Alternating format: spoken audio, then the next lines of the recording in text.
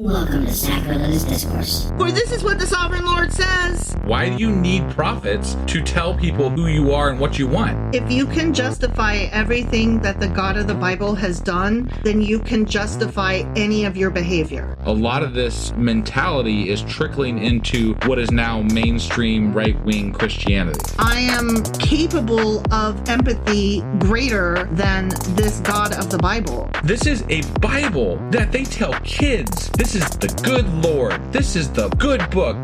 He is fantasizing about murder, mass murder.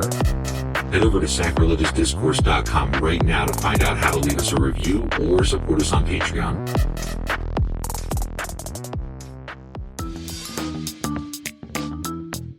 Hey there, sinners and saints. It's your favorite Bible-bashing duo from Sacrilegious Discourse, and we need your help. That's right, folks. We're raising funds for some heavenly equipment and a studio that doesn't sound like it's in the depths of hell. Our current setup, let's just say it's more apocalypse than audiophile. So if you want to hear us dissect the Bible without the background noise of demonic squirrels, chip in a few bucks. We're aiming for $5,000 to upgrade our audio and build a studio worthy of blasphemous banter. Donate today and help us spread the good word of atheism. You can find a link right on our homepage, sacrilegiousdiscourse.com. Every dollar counts. Even if it's from your collection plate.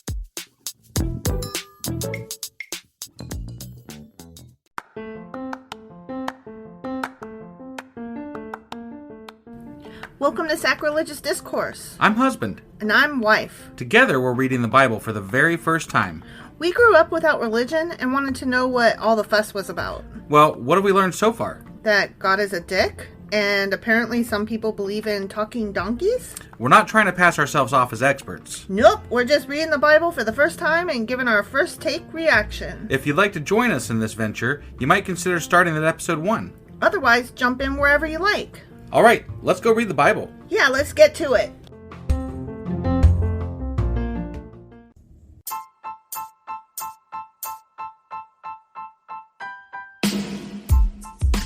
Hey, wife. Yes, husband. Did you know that we are now on Patreon? Yes, because you told me, but also, no, tell me more. So we're on Patreon now. Are we? We are, and our supporters can go there and support us, and we have multiple levels all the way up to You Killed God. That sounds really drastic and escalated quickly-ish. Well, no, there's multiple levels before there, so it escalates on a sliding scale of, cheap to not cheap. Oh. But, we can definitely use any amount, so, any support is always appreciated. So what exactly is Patreon? It's a place where you can show your support for our podcast. And just our podcast? Any podcast or any performer. But, we're the ones that, you're listening to right now. So maybe you should, support us. That'd be awesome. That would be awesome. But we love you anyway. So all you got to do is go to Patreon, look up Sacrilegious Discourse. It's actually patreon.com/Sacrilegious Discourse is our actual main page there. So head on over and send us some love. Yeah. Husband! Wife! Do you remember what happened last week? I remember that David was supposed to be naked, but he wasn't. And he danced with clothes on into town, and Michael still hated him, even though he had his clothes on. Yeah, and I think the chronicler's a fuck fart for changing that. A fuck fart ass butt? Yeah. Yeah. I just had to use that, I know. Because you cracked yourself up right before we... Because I didn't know. I was trying to come up with a cuss word for something. I can't remember what I was cussing about. But I came up with fuck fart. And I was like, I like that. Fuck fart. But it only sounds good if you add ass butt to it. What did your friend call somebody that they didn't like? A pine cone. A pine cone. Yeah. I mean, it's just in the intonation, right? It's how you use it. You fucking pine cone. Or no, you can leave that out. Damn pine cone. She called him a fucking pine cone. A fucking pine cone. Because they're prickly and thick. That's true. That's true. The person they were It's a matter of just how you use the word, though, right? Mm-hmm. Yeah. Mm-hmm. I mean, pine cone can be just as damaging as fuck fart. Ass butt. Yeah, whatever. Mm-hmm. All right, so anyway, that was 1 Chronicles Chapter 15. Sure as fuck was. And now we're going to get into... 1 Chronicles Chapter 16. All right, let's do this. Let's.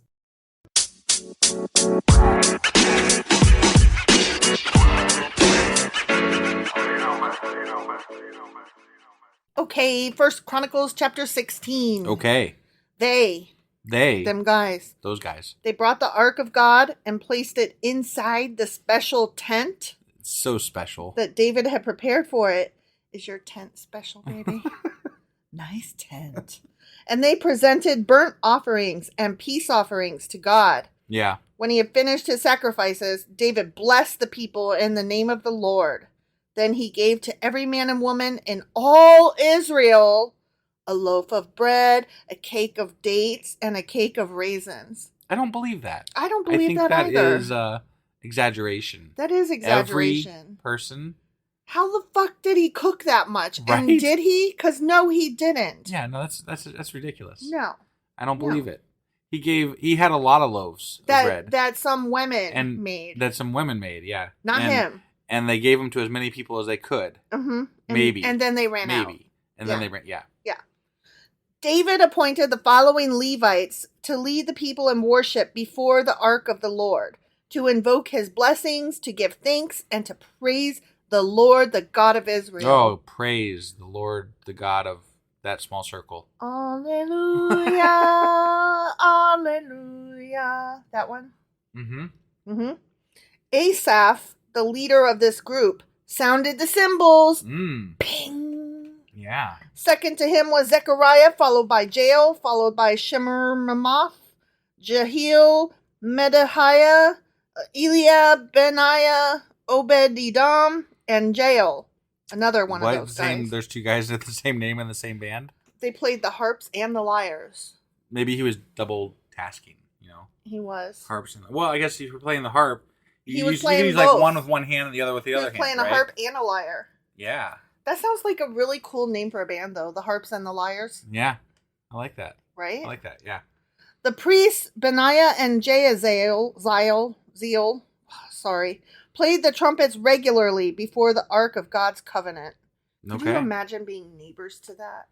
No. I hate it when the neighbors play music too loud. It was right near the the castle, so I bet that there wasn't a lot of neighbors. They were probably a good distance away from the king needs a space, right? You're killing me because I was just being silly. I'm sorry. I was just trying to imagine what it was like. You're being actually guy. I'm sorry. I was just trying to imagine what it would actually be like. Yeah.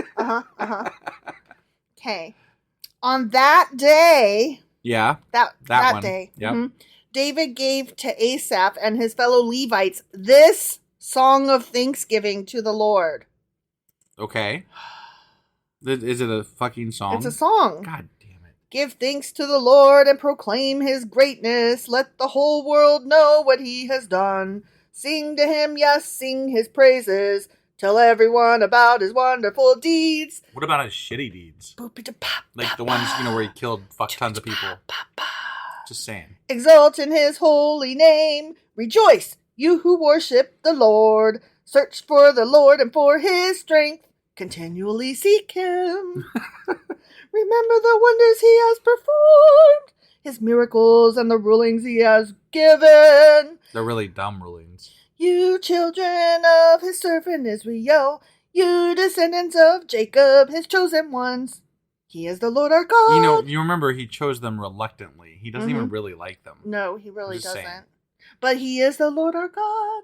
You're not. His justice is seen throughout the land. The land, that one little place, but nowhere else on the planet. Right. Remember his covenant forever. Oh, forever. Unless you were one of those people that he killed everybody else except for the covenant people, Then. The commitment he made to 1,000 generations. Commitment, huh? Commitment. He did. I noticed he's doing a lot of work for those. That commitment. Yeah. Yeah. With caveats. Right. This is the covenant he made with Abraham and the oath he swore to Isaac. He confirmed it to Jacob as a decree and to the people of Israel as a never-ending covenant. Okay. I will give you the land of Canaan as your special possession. But not really, and not all of it. He said this when you were few in number, a tiny group of strangers in Canaan. And then he made you few in numbers again. And then your asses got fucking exiled. Right. They wandered from nation to nation, from one kingdom to another, killing everyone they wanted to steal the land from. When it was only a 5-day walk. Yet he did not let anyone oppress them until he did. Unless you count him, too. Yeah. He warned kings on their behalf, do not touch my chosen people. Unless they felt like it. And do not hurt my prophets. Sometimes they died, though. Let the whole earth sing to the Lord. Each day proclaim the good news that he saves. Publish his glorious deeds among the nations. Tell everyone about the amazing thing he does. Oh, they sure the fuck do that. I'm sick of hearing about it. Great is the Lord. He is most worthy of praise. He is to be feared among all gods. Above all gods, not among. Those other gods. Yeah. The ones that are there, but not him. Right, because the gods of other nations are mere idols, but the Lord made the heavens. The heavens that we've not seen ever. Ever. So. Honor and majesty surround him. Strength and joy fill his dwelling. What is his tent? His tent. His fucking tent. Oh, nations of the world, recognize the Lord and his tent. How much strength do you think he was showing when the who was it that they came during the exile? Who took them? That was the whatever, those guys, the ones that they conquered them or whatever. The Babylonians? Yeah, the Babylonians. Thank you. When they came, was he showing his strength when they melted down the ark? That's ugly. I'm just saying. Recognize that the Lord is glorious and strong. Give to the Lord the glory he deserves. He's got the glory he deserves. I'll give right you here. what you deserve. Mm-hmm. Bring your offering and come into his presence. Worship the Lord in all his holy splendor. Let all the earth tremble before him. The world stands firm and cannot be shaken. Let the heavens be glad and the earth rejoice. Tell all the nations the Lord reigns. No thanks. Ding dong, ding dong. I thought I'd add some bells. Yeah, sure. Why not? Let the seas and everything in it shout his praise. Let the fields and their crops burst out with joy. Jazz hands. Let the trees of the forest sing for joy before the Lord, for he is coming to judge the earth. This has got to be a good sight. I've never seen the trees sing or the sea sing. I like it when the trees sing. The trees, yeah. Give thanks to the Lord, for he is good. His faithful love endures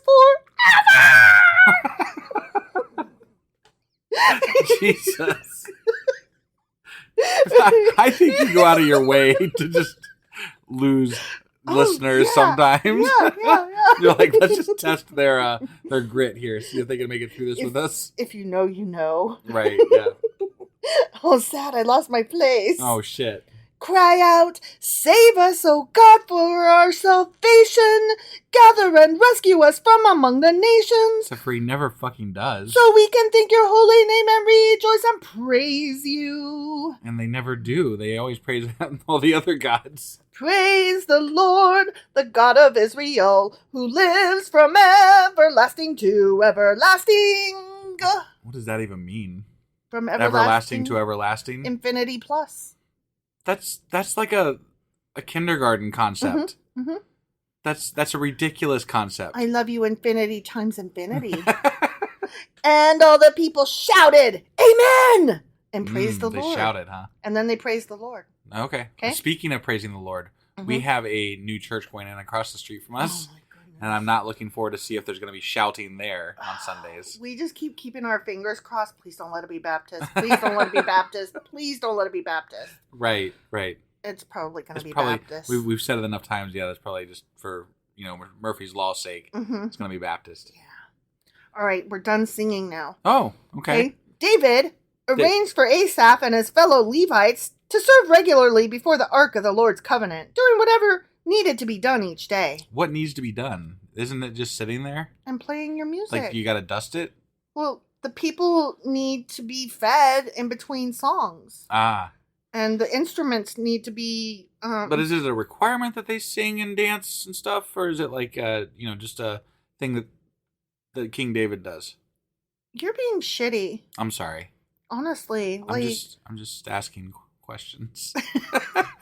Oh, isn't that what Tucker Carlson says? I'm just asking questions. Well, yeah, but I'm not asking his kind of questions. Aren't you, though? I don't think so.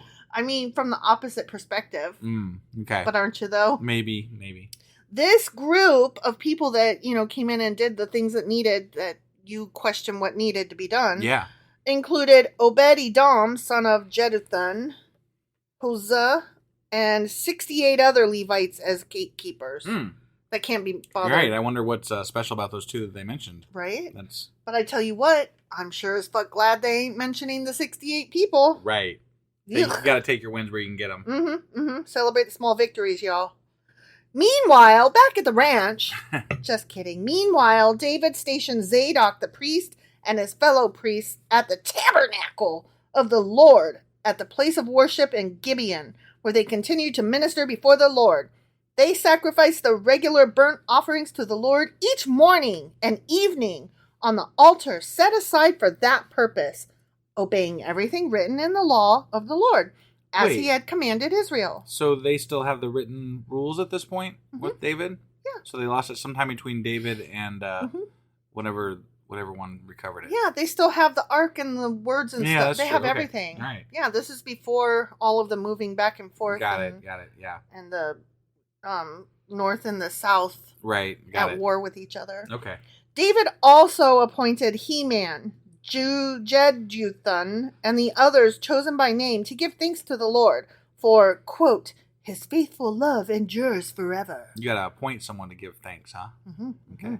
They used their trumpets, but not saxophones, cymbals, but not drums, and other instruments to accompany their praises, their songs of praise to God. It did say other instruments. Yeah, the harps and the lyres.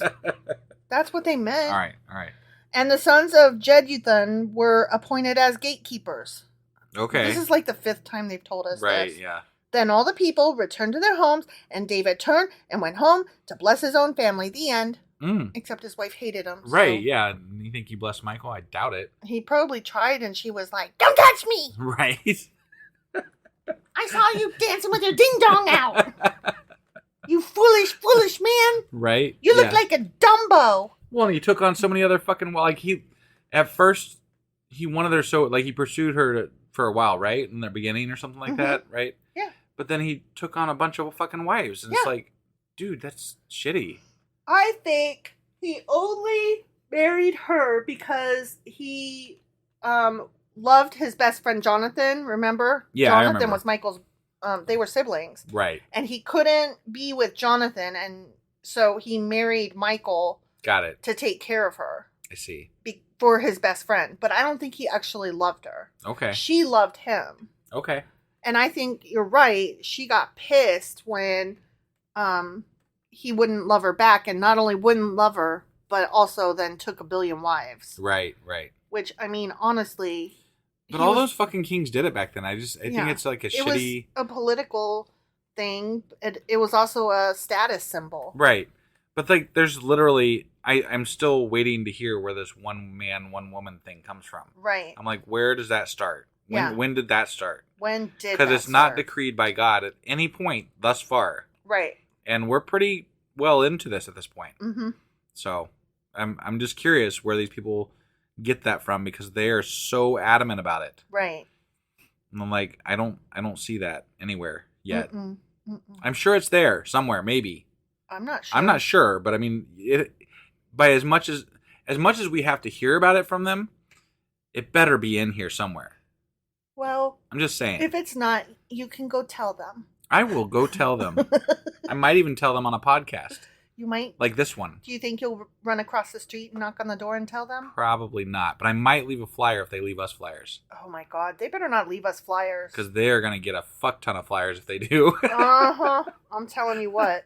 We'll let you know where this church is, and we'll encourage letters to be written if we get flyers. Yeah. How's that? Go. Yeah. Yeah, okay. I like that. Yeah. Okay. I mean, just letters. Mm-hmm. Like, let them know what you think of things, you know? Yeah. Sounds good. Although then, well, yeah, we'll think about that. Anyway. I don't know if we want to do that. But anyway, that was Chronicles Chapter 16. Sure as fuck was. And tomorrow we'll be back with... 1 Chronicles Chapter 17. We'll see you then. Bye.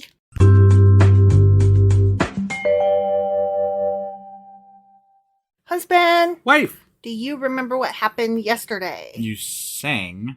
I did. It wasn't good. And then they brought the ark and stuff. Is that right? They did. Was that the last time? Yeah. Okay. All Yeah, right. So they brought the ark. They brought the ark and they sang a lot and They appointed people to sing at the ark. they had trumpets, but not saxophones. Right. But harps and Lyres. lyres. Yeah. And gatekeepers, but not keymasters. Correct. Yes. Yes, all those things. And then David went home and blessed his family. Except maybe Michael. Right. Right. We don't know for sure. But it seems likely that it wasn't including Michael. Not Michael, because she was not impressed. Right. All right. Well, that was 1 Chronicles Chapter 16. It sure as fuck was. And today we're going to be getting into 1 Chronicles Chapter 17. Okay.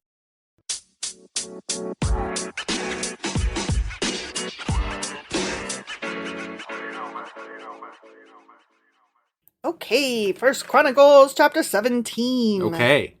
Ready? I'm ready. But I do want to say, Mm-hmm. the reason we were laughing right at the end of the intro is because our cat decided to just like start jumping on the table right as we're getting into the goddamn podcast. And it's noisy. Right. And we're like, goddamn, seriously? And so it was like, squeak, squeak, squeak. Like, thanks, cat. So, yeah. And once again, the cat has to join the show. Well, yeah. Yeah. All that was eyes on me. I just want to let everybody in on the little laugh at the end. That's all. Right. Yeah. Okay. So when David was settled in his palace, after he did all his dancing and whatnot. Yeah. He summoned Nathan the prophet. Look, David said, I am living in a fucking beautiful cedar palace. Yeah. But the Ark of the Lord's Covenant is out there in a fucking tent. Yeah, man. Nathan replied to David, do whatever you have in mind for, God is with you, I guess. God is with you. But he's not the one that built the temple, right? But that same night, God said to Nathan, excuse you, go and tell my servant David, this is what the Lord has fucking declared. I was going to say it was Solomon, right? Yeah. Yeah. You are not the one to build a house for me to live in. I have never lived in a house, asshole. From the day I brought the Israelites out of Egypt until this very day. Hello, David. But Are you he's paying still going to have attention? somebody at some point build him a fucking temple. But he's like, but it's not you. Right. My home has Wouldn't you be always... slighted a little bit if you were David? Like, dude, what do you mean somebody's going to build it but not me? He's like, What if I want to build you the fucking temple, asshole? Well, I'm God and I'm saying no. My home has always been a tent, moving from one place to another in a tabernacle. Yet, no matter where I've gone with the Israelites, I have never once complained to Israel's leaders, the shepherds of my people. I mean, hello, right? I have never asked them, why haven't you built me a beautiful cedar house? No, go and say to servant David, this is what the Lord of heaven's armies has declared. I took you from tending sheep in the pasture and selected you to be the leader of my fucking people, Israel. I have been with you wherever you have gone, and I have destroyed all your enemies before your eyes. I mean, not all of them, but... And before your eyes? David kind of did most of it, really. But there's still some enemies out there. And there's definitely enemies left out there. Yeah. Now, continued God to Nathan, I will make... Sorry, I lost my place there for a second.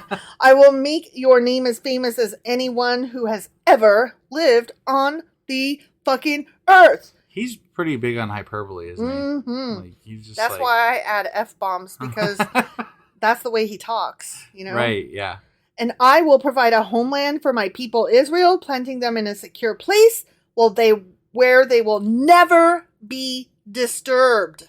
You mean except for that exile that happens to the Babylonians? So when you say never, you mean sometimes. Yeah.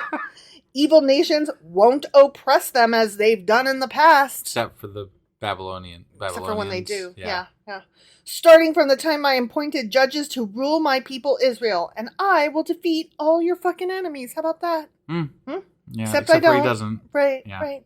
Furthermore, I declare that the Lord will build a house for you. a dynasty of kings. Okay. For when you die and join your ancestors, I will raise up one of your descendants, one of your sons, and I will make his kingdom strong. Okay? I guess, but that's kind of when all the shit starts going haywire. And he is the one who will build a house, a temple for me, stupid face. Yeah. And I will secure his throne forever. Not you, okay? This other guy. But forever, though? I know, forever. Where's the Ark? Mm-hmm. I don't know where the Ark is. Is it Do in you know the where the Ark Vatican? is? Have you seen it? It's either in the Vatican or got melted during the Babylonian exile. Is it in our extra room? That's where it is. It's in our extra room. I, continued God, will be his father, and he will be my son. I gotta interject here real quick though. I wonder, does everybody have an quote unquote extra room? No. No, you don't think so? No. Like just a room that you just toss all your unwanteds into. No. Like, hey, I don't know what the fuck to do with this, so there it goes. It's in the quote unquote extra room. No, they have an extra closet if they don't have an extra room. Okay. Everybody's got an extra drawer, an extra space. We just needed a bigger space, so we had an extra room. Well, we need to pare down is what. Okay, so God is talking about he's going to be the guy's father and the guy's going to be his son. Yeah. I, continued God again, will never take my favor from him as I took it from the one who ruled before you. Wait, if I recall correctly, we're talking about Solomon here, right? Because he's the one that's going to build the ark, or the throne room, whatever the fuck it is. Christians would say, no, he's talking about Jesus someday. Okay, but he's not. But right. He's talking about Solomon. Because right? they didn't know yet. Yeah, right. So, do you recall what happened at the end of the book where Solomon was like, and then God hated them right at the end? It was like, and listed off a whole little of things that he didn't just like. all of a sudden. Like, and this, and this was bad. Not least of which he had 1,000 wives. Right? 1,000 fucking wives. Yeah. Jesus Christ. That's over 3 years of fucking without having the same person, you know? Yeah. Like, how do you even keep track of that and many that's people? assuming that you do it every day. Right, yeah. No yeah. rest for the wicked. Right, I hope right. you like to fuck every day. That's just insane. That is a lot of fucking. That is a lot of fucking. I mean, I guess guys maybe like it more often than women usually, but I don't know. I mean, that is a lot of sex. I feel like it was just like, you know how people buy a Corvette in their midlife crisis? I feel like 1,000 wives is just like a midlife crisis. Well, like you're just overcompensating for something. Yeah. You know? It's the truck nuts. Right, yeah. Yeah. So God continues, I will confirm him as king over my house and my kingdom for all time, and his throne will be secure forever. So Nathan went back to David and told him everything the Lord had said in this vision. Then King David went in and sat before the Lord and prayed, Who am I, O Lord God, and what is my family that you have brought me this far? And now, O God, in addition to everything else, you speak of giving your servant a lasting dynasty. You speak as though I were someone very great, O Lord God. What more can I say to you about the way you have honored me? Like, you think I'm cool? You really... I'm cute. He thinks I'm cute. You know, the only thing I really knew about David before reading the Bible was that he killed Goliath. That was literally the only thing I knew. You really rolled right over my fucking Rudolph. You did. That was good. Yeah. Yeah, it was awesome. No, you're right. Well placed, Rudolph. You are exactly. That is correct. That is correct. Why you do that to me? I don't know. Okay, continue. I'm letting the humor stand on its own. You know, I'm just letting it hang out there for someone else to be like, man. Husband was an asshole. He didn't even laugh at that joke, and that was hilarious. You do that to me often, right? No, I know. I'm waiting for them to start, yelling at me about it. I'm like, hey, you guys heard him here. You didn't laugh at wife's joke. Why didn't you laugh at wife's joke? Jesus, what's wrong with you? And I tell great jokes, you guys. Do you? Yes. Yes. I make great references. Okay. Yeah. Fuck off. You do. Okay, as long as it's Ghostbusters. That was from Rudolph, not Ghostbusters. I know. I'm just saying in general. Fuck off. I can't help it. It's such a good quotable movie. Okay, so anyways, what were you saying? What was I saying? Yeah, you only knew about David from he killed a giant. Oh, yeah. But he's like this, big dude in the Bible. He's got a whole chapter. Yeah. And when he's referenced, it's like the whole legacy to Jesus type thing. I mean, according to Christians. Yeah. I didn't know any of that either. Right. I didn't know any of that. Yeah. How does that big story not get like out in the public? Right. You know, like we're just reading this like, oh, la la la, you know, what's in the Bible, and then we're like, oh, I know the Noah and the Ark story. right. I know the David and Goliath story. We know like next to nothing. Mm-hmm. I found out since we're reading this, as far as like what I knew going into this. Yeah, same. So it's good to know. Like we watched some shows and movies where we're like, oh, I get that. Like Captain America, I got that reference. That's how I feel now. Every time I see something make a Bible reference, that I understand. Yeah. It's like a whole new world. Right. Okay, so anyway, David is continuing to be like, you like me? You really like me? Yes. You know what your servant is really like. For the sake of your servant, O Lord, and according to your will, you have done all these great things and have made them known. O Lord, there is no one like you. We have never even heard of another God like you. What other nation on earth is like your people Israel? What other nation, O God, have you redeemed from slavery to be your own people? Well, if you traveled more than like a 25-mile radius, you might find out. Right? You made a great name for yourself when you redeemed your people from Egypt. You performed awesome miracles and drove out the nations that stood in their way. You chose Israel to be your very own people forever, and you, O Lord, became their God. He's like about to cry. He's like, I mean, according to the awesome. Yeah. But according to the Bible, he's been their God since the beginning. Yeah.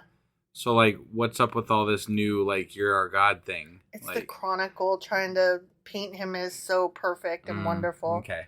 And now, O Lord, I am your servant. Do as you have promised concerning me and my family. May it be a promise that will last forever. Spoiler alert, it doesn't. Right. And may your name be established and honored forever so that everyone will say... That part came true. He is still honored today. Not in this fucking house. Not in this fucking house. The Lord of heaven's armies, the God of Israel, is Israel's God. And may the house of your servant David continue before you forever. Oh my God, I have been bold enough to pray to you because you have revealed to your servant that you will build a house for him, a dynasty of kings. For you are God, O Lord. I think he's just happy about getting a nice house. I know. That's what I think. Thank you so much. I'm going to say all the words. Right. Yeah. I'm still going to marry a lot of people, but... Dude, thanks for the mansion, man. I know, right? And the legacy. It's great. That's great stuff, man. You're awesome. And you have promised these good things to your servant. And now it has pleased you to bless the house of your servant so that it will continue forever before you. For when you grant a blessing, O Lord... It is an eternal blessing. The end. Incorrect. Right? That is not correct. David's saying all these things. I just love how God and David keep being like forever, eternally, always, it's like a fucking never love ending. letter. I know, but it's God, like guys. all of these like get a room. Well, yes, but the words that I was saying specifically were all very. It does come to an end. It's not forever. Right. It's not eternal. Yeah. No, definitely. Like it's all caveated with what like when something goes wrong, they're like, well, he didn't really mean that way. He meant that they had to love him the most to keep it up. But he's still going to honor it later on because we're going to keep one person alive to make sure that lineage still goes on and that the Bible is correct, sort of. Yeah. But, I mean, did you expect him to live up to it every century? Jesus, what's wrong with you? It's kind of like when me and you first got together and I would make you make me a promise and then you would make a promise not knowing that I like actually meant for you to like fulfill that promise. Right. And you would get so mad because I was mad. I didn't even understand the concept. Yeah, well, like what do you mean? Like actually have to follow through this all the time? Like what do you so what if I left the toilet seat up one time? Like I do it, I try my best. Jeez. I know, but I was like, but you promised and I hated that so much. I stopped making promises. Well, okay, you're talking about trying to remember something. That's not the promises I'm talking about. Like my promises were like when you were gonna quit smoking and then you didn't. Oh, okay. And then you didn't tell me. Got and it. then, I was so pissed. And so then I would be like, not that you were smoking. That's not what I was mad about. I was mad that you didn't tell me. Right. And then I would be like, you have to promise to tell me from now on. And then you didn't. And then so I was like, but you promised. And then you were like, but what do you mean? I have to tell you every time? I'm like, that's exactly what the word fucking promise means. And you're like, that's impossible. I've never even heard somebody live to those rules like that. And I'm like, it's the literal definition of promise. And so, yeah. But It's just that you made me promise a lot of things. No, I made you promise to be honest with me and to always tell me. Mm-hmm. Yeah. But that's the biggest one. Right. And now you do. We tell each other everything. Yeah. No, you trained me well. I did. I trained you well. It's true. And you made me stop being so needy. And between the two of us, we trained each other well. That's right. Go us. Yay! Yay! And we only hate each other a little bit. Just a little bit. I don't know why that made me laugh. I don't hate you, babe. I don't hate you either. All right. On that note, that was First Chronicles Chapter 17. It sure as fuck was. And we will be back tomorrow with First Chronicles Chapter 18. We'll see you guys then. Yep, bye.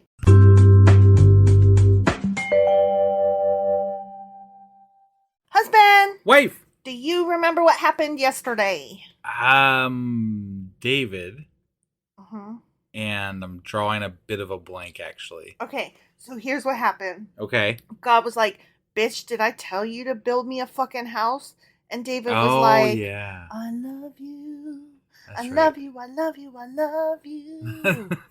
And that's what happened. I knew there was a love song, but I couldn't remember, like, what it... Like, I knew they were, like, in love with each other over something. Marry me, praying God. and crap and whatever. You're so fucking awesome. I love you. But I didn't remember the context, so I didn't want to, like, say what I knew. Because it didn't fit in my head what it was. I love you. Yeah. Forever and ever. Yeah, yeah. That's what it was. Right. All right, so that was First Chronicles Chapter 17. It was. And today we're going to be reading First Chronicles Chapter 18. All right, you ready to get into this? Mm-hmm. Let's do it.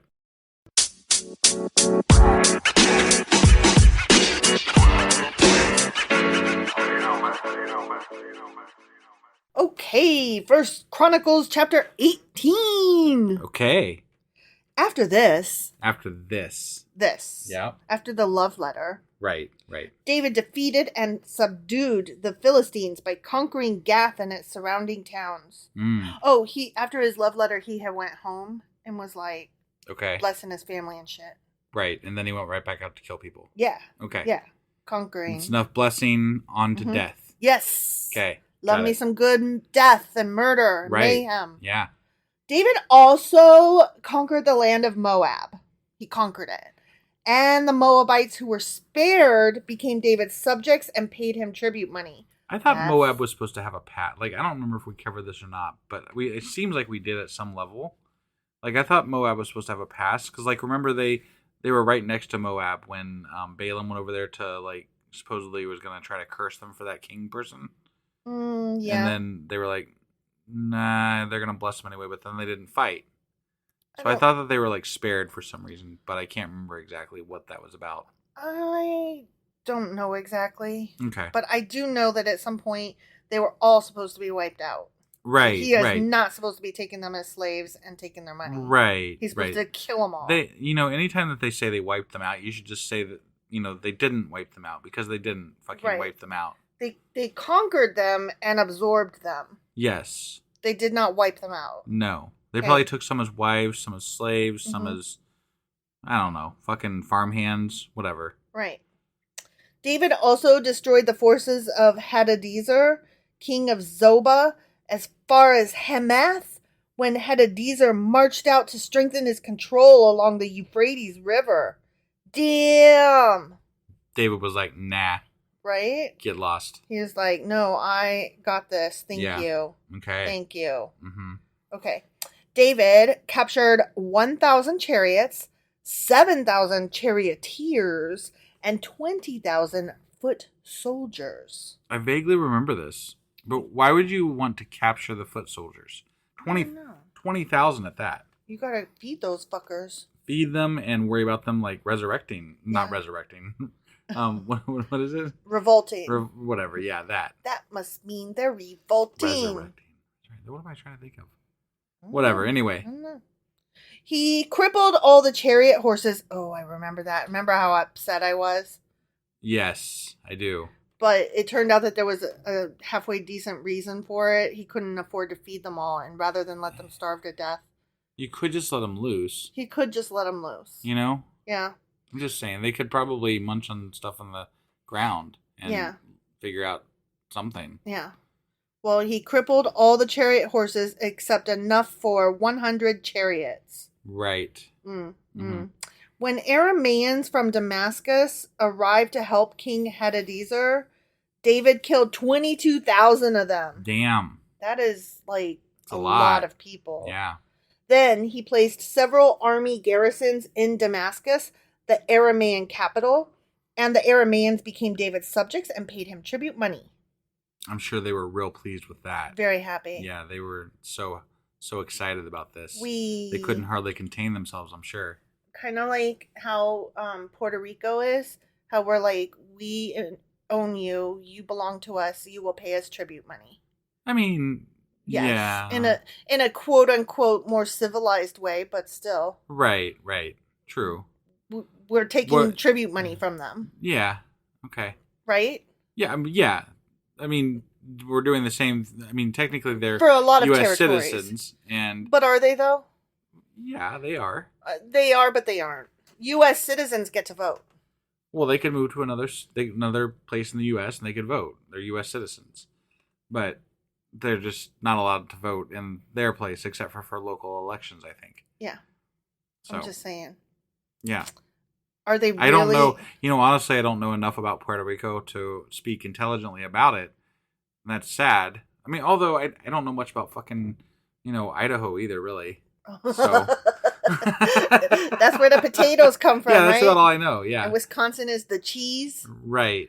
That's all I know about that Puerto one, Rico's too. where, Trump threw the toilet paper. Yeah. And that's all I got. And also, they got decimated by the hurricanes. Well, yeah, I mean, that goes hand in hand with the toilet paper. With the toilet paper. Yeah. The paper towels. Yeah, paper, whatever. Yeah. He tossed something, I'm just saying, like, it's bullshit that we're taking all their tax money and then we're just like, but work that shit out for yourself. Honestly, I think it's bullshit they're taking my tax money as it is here and doing what they do with it, which is not much of anything. I have mixed feelings about taxes. I agree. I have such mixed feelings about taxes and levies. Like, I always vote to pass levies, all of them. Like, all of them across the board. But, like, then I'm like, but do the police need more money? That's what we should do our Patreon on. Oh, yeah. On taxes and voting and things like that. Yeah. Since we're coming up on, voting here in Ohio. Yeah. So. Okay. Don't you think? Yeah, we should. Yeah. Let's do that. I'm glad we sorted that out on the podcast here. Yeah. So the Lord made David victorious wherever he went. That's what the Lord did. Yeah. That's what he did. I wondered. Yeah. It wasn't the massive army that he had and the skilled leadership of, defeating armies. Right. It was God. It was God. It was all God. God did David, it. you know what? You might as well just forget about David completely. It could have been anybody. It could have been fucking, You. Yeah. It could have been you. Right? Yeah. Because it was God. It could have been our cat. Yeah. It doesn't even fucking matter who it was. Fido the dog. Fill in the blank. Whatever. Goddamn pumpkin. David brought the gold shields of Hadadezer's officers to Jerusalem, along with a large amount of bronze from Hadadezer's towns of Tabah and Kun. Mm-hmm. Later, Solomon melted the bronze and molded it into the great bronze basin called the sea. That he did. The pillars and the various bronze articles used at the temple. And later, hot tub. the Babylonians took melted all that shit shit and melted it down. Yep. Along with the ark. And, if it wasn't already. I mean, where else would it have gone? Yeah. It's not here. No. No one knows where it's at. And that dude conquered all of Israel. He conquered the fuck out of it, and he melted everything. Yeah, he was melting shit left and right. Why wouldn't he melt the fucking ark? Right. He that would have been a shit right in prize. the melter. That would have been a big prize for him. Yeah. When King Toi, or Toi, Toi, Okay. Toi of Hamath heard that David had destroyed the entire army of King Hadadezer of Zobah, he sent his son Joram to congratulate King David for a successful campaign. Oh, I remember this. Smart. Oh, I remember this because then he brings prizes, and then they're like, you are probably here to spy and insult us, so we're going to kill you. Right. I bet that's what happened. I think that's what happened. Okay, all right. Hadadezer and Toi had been enemies and were often at war. Joram presented David with many gifts of gold, silver, and bronze. I don't know where I got the word later. It doesn't say later at Not all. later. Nope. Just Right now. Right then. King David dedicated all these gifts to the Lord, along with the silver and gold he had taken from the other nations. What does it mean to dedicate it to the Lord? Do you still get to keep it? Do you still get to spend it?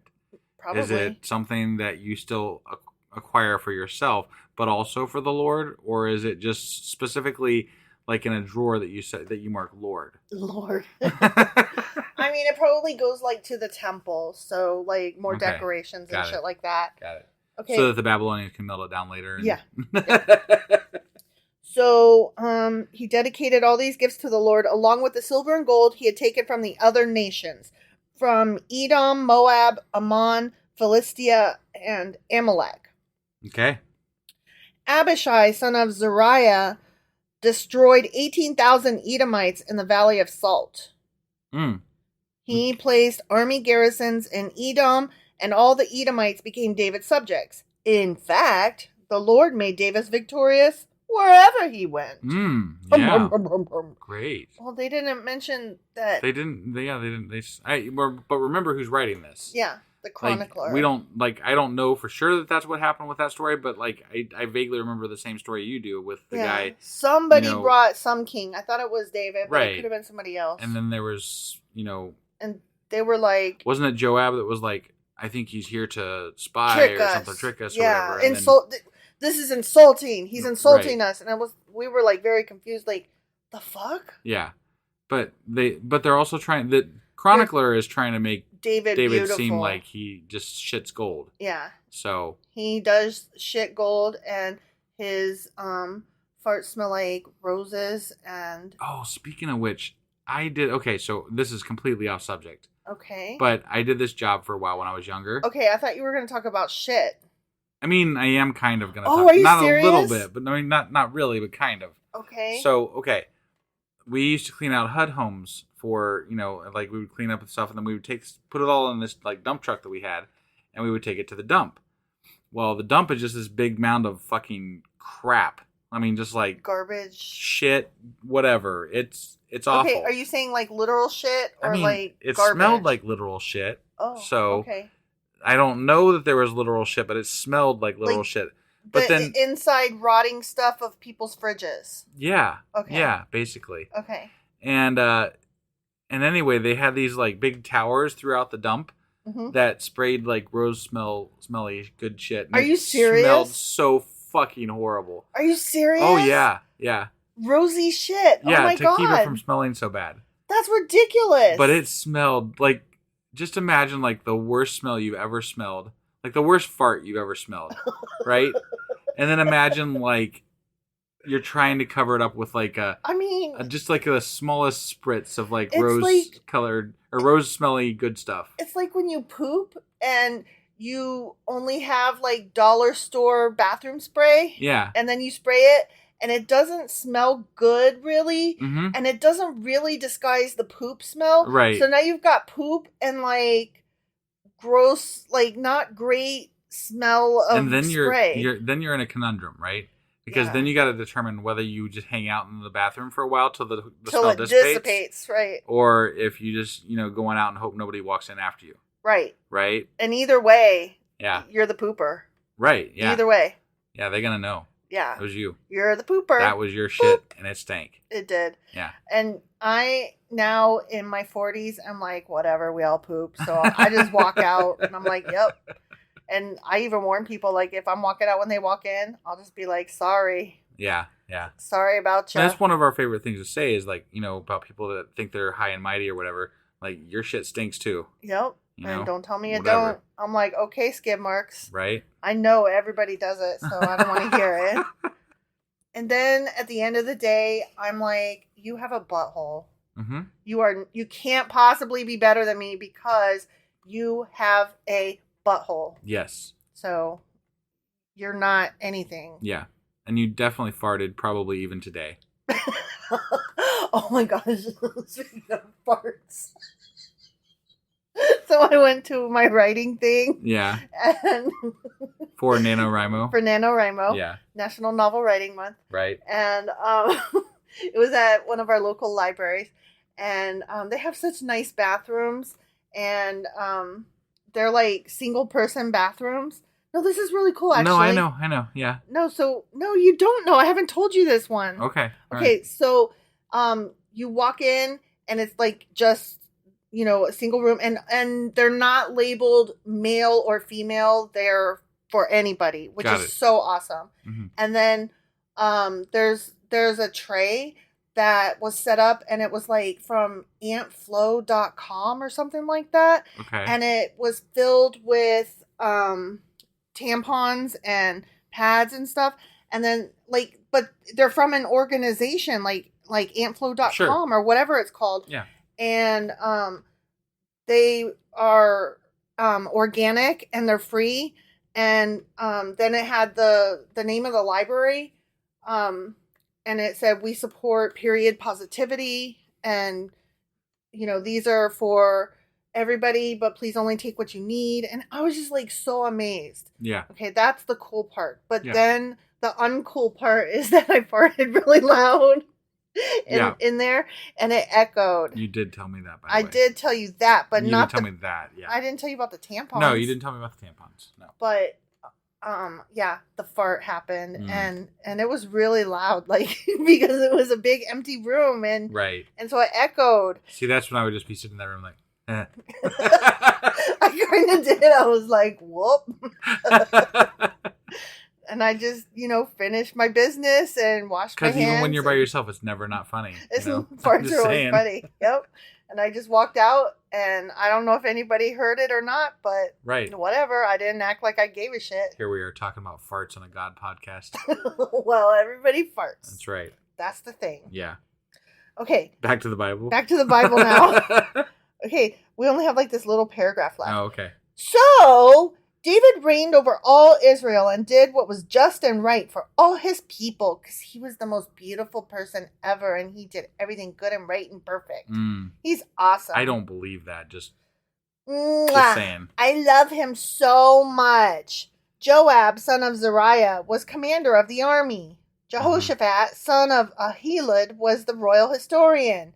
Zadok, son of Ahitub, and Ahimelech, son of Abiathar, were the priests. Sariah was the court secretary. Benaiah, son of Jehoiada, was captain of the king's bodyguard. And David's sons served as the king's chief assistants. The end. I think that part came right out of the part where they covered this last time. Because I remember thinking when they read that, like we were like, "What's up with the like roll call of the minutes here at the end?" Right. Like that's really weird. Yeah. But there it is again. The chronicler just left that bit in. He was like, "This part's good." Yeah. This well, is solid. He likes chronicling names, Yeah, so he's like, yeah. "All right, there's some names. Yeah, Let's use some names. Good stuff. Good stuff. Right? Yeah. Yeah. All right. Well, that was First Chronicles chapter 18. Sure as fuck was, and some fart news. And some, yeah, definitely. Yes. Yep. Hopefully this episode doesn't stink too bad. All right. Tomorrow we will be back with First Chronicles chapter 19. All right. We'll see you guys then. Bye.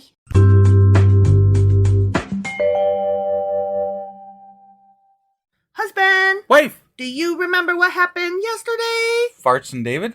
David is awesome, and we talked about farts. David and farts. David and farts. Yeah. That was basically it, wasn't it? That was basically You got anything to add to that? Nope. Okay. Everybody farts except David. At least according to the chronicler. Yep. So that was First Chronicles chapter 18. Sure as fuck was. And today we're going to be getting into First Chronicles chapter 19. All right, let's go do this. Yep.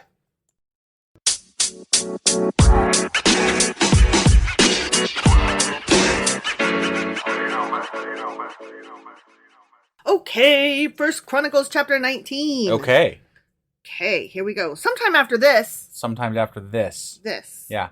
Yep. Whatever that That thing that happened. That, a little bit of this. Yesterday. A little bit of that. After David was awesome. King Nahash of the Ammonites died. Oh, and man. his son Hanun became king. David said, I'm going to show some loyalty to Hanun. Hanun. Because his father Nahash was always loyal to me. Oh, maybe this is where they were like, how dare, and they're insulted by his gifts. Okay, you think? Remember, we thought that was yesterday, and then Maybe. it didn't come to pass. Maybe, but they left out the bit where. Okay, all right. I'm holding judgment here. Okay. Until I hear what's going on. So David sent messengers to express sympathy to Hanun about his father's death. But when David's ambassadors arrived in the land of Ammon, the Ammonite commander said to Hanun, do you really think these men are coming here to honor your father? Shit. Oh, hold on, though. They left out the bit where they kind of fucked with the people that came to see them in the first place. I don't remember that. I'm pretty sure they did. I don't remember I could be wrong. No, Maybe I'm wrong. I don't remember that. Okay, whatever. David has sent them to spy out the land so they can come in and conquer it, you dumbass. Don't believe them. Right. That's what they're saying over there. Yeah. So Hanun seized David's ambassadors. Oh, yeah. And Shaved off half his shaved them, cut off their robes at the buttocks, and sent them back to David in shame. Yeah, that was dumb. That was mean. It was dumb. They showed off their wieners. But Remember, also... it was about showing off their circumcision wieners. Right. Yeah. But I mean, like, I still don't understand why you would fuck with the guy that can conquer you. Right? Like... Well, apparently they don't believe it? I don't know. Maybe. But he's conquered a lot of people. Right. So... It just seems... You're picking a fight, at the very least. Right. And why would you pick a fight with a hornet's nest? Right. When David heard what had happened to the men, he sent messengers to tell them, stay at Jericho until your beards grow out, you poor ugly fuck bastards. That's not what it said. And then come back. Not really. He was talking to his messengers. Yeah. Yeah, I'm okay. saying, you poor But he did tell them to stay there bastards. till the beards grow out. Yeah, stay here. Let your hair grow. Right. For That's very important. They felt deep shame because of their appearance. Yeah. Well, they should. No. No, just kidding. Just shave that shit off. Yeah, just shave it off. Start over. What Right. else? It ain't no thing. Everybody got a wiener. I mean, not everybody has a beard. Right. Just saying. Yeah. And I guess everybody doesn't have a wiener. I don't know. No, why I not said that. When the people of Ammon realized how seriously they had angered David, Hanun and the Ammonites sent 75,000 pounds of silver to hire chariots and charioteers. They're like, oh fuck. From Aram Naharaim. But okay, Aram, Maacah, and Zobah. But you didn't know you were fucking with him when you did this the first time? Like, were you just, like, prepared to send him that much silver? Right. Why did you do this in the first place? Well, they're like, they picked a fight, and then they're like, oh shit, we picked a fight. And so then they're not sending silver to David to say, sorry. They're sending silver to these other guys to gear up for war. Right. So they weren't prepared to send it to David. Oh, okay. You weren't listening. I thought they said they sent gifts to David. No, I was literally reading it when you, were talking over me. Oh, I apologize. Yeah.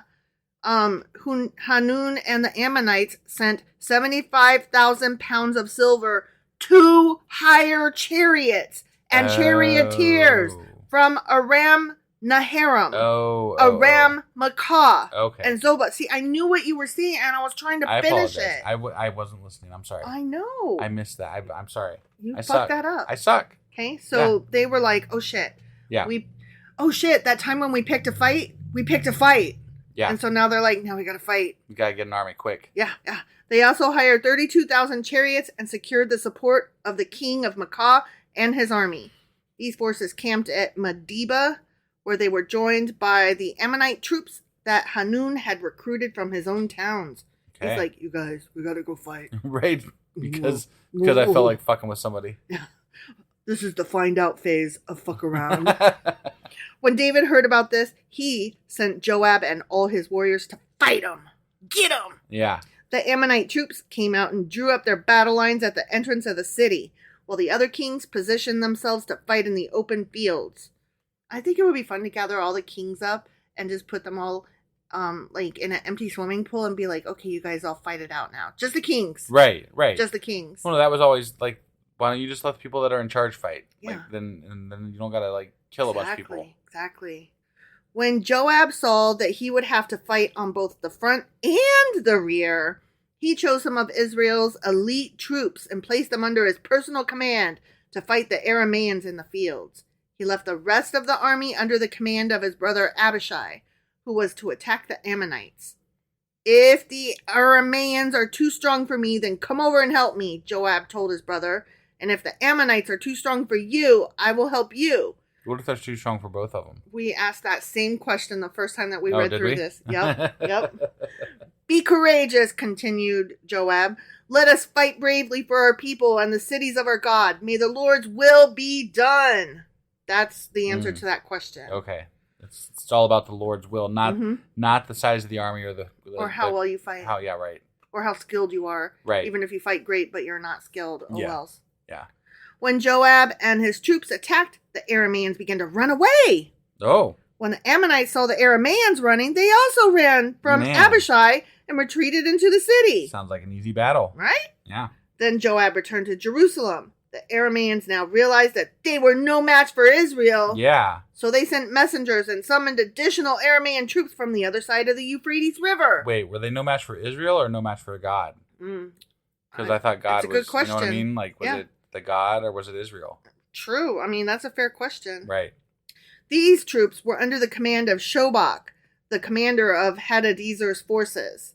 When David heard what was happening, he mobilized all Israel. He got on his cell phone and he was like, everybody come. He crossed the Jordan River and positioned his troops in battle formation. Then David engaged the Arameans in battle and they fought against him. Yeah. That's what happens when you go fight. Right. But again, the Arameans fled from the Israelites. This time, David's forces killed 7,000 charioteers and 40,000 foot soldiers. Damn. Including Shobach, the commander of their army. I think by now, David must be up to the hundreds of thousands. Mm-hmm. You know, not the tens David of thousands. has right? his hundreds of thousands. Right. When Hadadezer's allies saw that they had been defeated by Israel, they surrendered to David and became his subjects. After that, the Arameans were no longer willing to help the Ammonites. The end. Yeah. Okay. That's all. Sometimes David does it. Sometimes the armies do it. Sometimes Israel does it. Sometimes God does it. Sometimes you feel like a nut, and sometimes you don't. That is true. That's true. All right. Well, that was 1 Chronicles chapter 19. Sure as fuck was. And tomorrow we will be back with 1 Chronicles chapter 20. All right. We'll see you guys then. Okie dokie.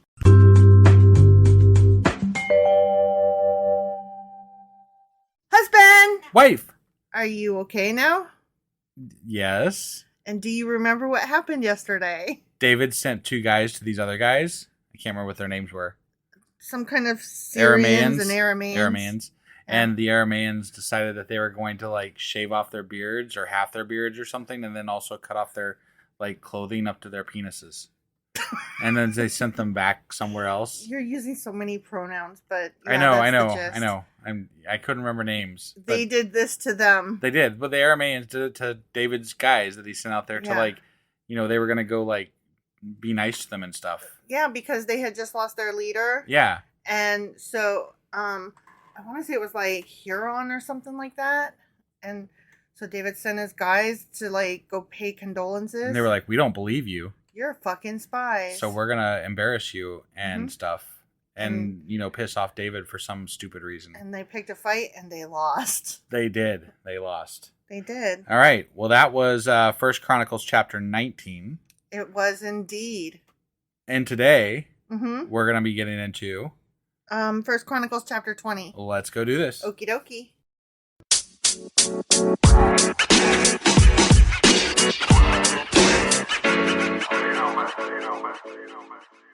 Okay, so we're about to do 1 Chronicles chapter 20, but I gotta say something real quick first. Do you now? Yeah, so if y'all thought that intro that we just did was bad, you should have heard the one that we first recorded, which is why I said, are you okay now? I couldn't remember anything. I go, do you remember what happened? And you were like, I, they, he, and I go, Did you fall out of a wagon and hit your head? What's wrong with you? It was pronoun hell. It was worse than the one we just did. Yeah. It was like you thought the last one was pronoun hell. This one was pronoun hell times a million. Infinity. Eternal. Yeah.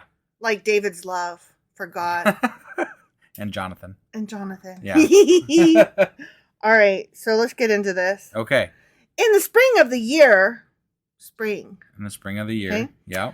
When kings normally go out to war. That was like the same wording they used before back when they were talking about this the first time. Okay, but I don't remember that. But I'm confused about how that time of year when kings always go to war because they always do. Yeah, it's just normal. Commented on that the last time. Did we really? We did. Yeah. Well, it's still what the fuck. Right. No, it's really weird way to word it. Kings go to war. Yeah. Every spring, kings go to war. That's just what they do. Yeah. They pull out their galoshes and their umbrellas and... It's wartime! Let's go! Let's go war! Joab led the Israel army in successful attacks against the land of the Ammonites. In the process, he laid siege to the city of Rabbah, attacking and destroying it. But I feel like we're coming up on Bathsheba here. And Bathsheba didn't look real good for David. So I wonder how the chronicler is going to cover this. I don't think that's this chapter. No? But it's soon. Yeah, I think it's soon. Okay. And I wonder if he's going to skip it entirely. Right? I'm curious. However, pause for effect, David stayed behind in Jerusalem. Yeah. Then David went to Rabbah and removed the crown from the king's head, and it was placed on his own head. I feel like they skipped some shit there. Yeah. Because didn't Joab come back and give him shit for not going in the first place? Yeah, he was like, you cry more for your fucking enemies than you do your own men. Right, and this is why I'm thinking this is around the time of Bathsheba, because I thought it was that same time that he was up watching her naked on the top of his rooftop while they were off at war. You could be right. I don't know. I could be really wrong too, but I think that's correct. Okay.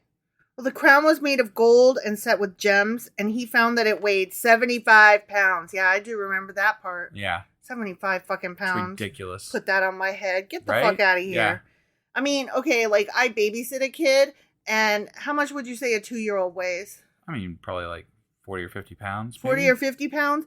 Well, when I pick him up now, I'm like, my God, you're fucking heavy. Right, yeah. And that's just a little 2-year-old. Right. I can't even imagine if I had to put that 2-year-old on my head as a hat. I'd be like, I'm only wearing this for like a second because that's about all I can stand. So basically, I would be putting the weight of 2-2-year-olds on my head as a hat. Right.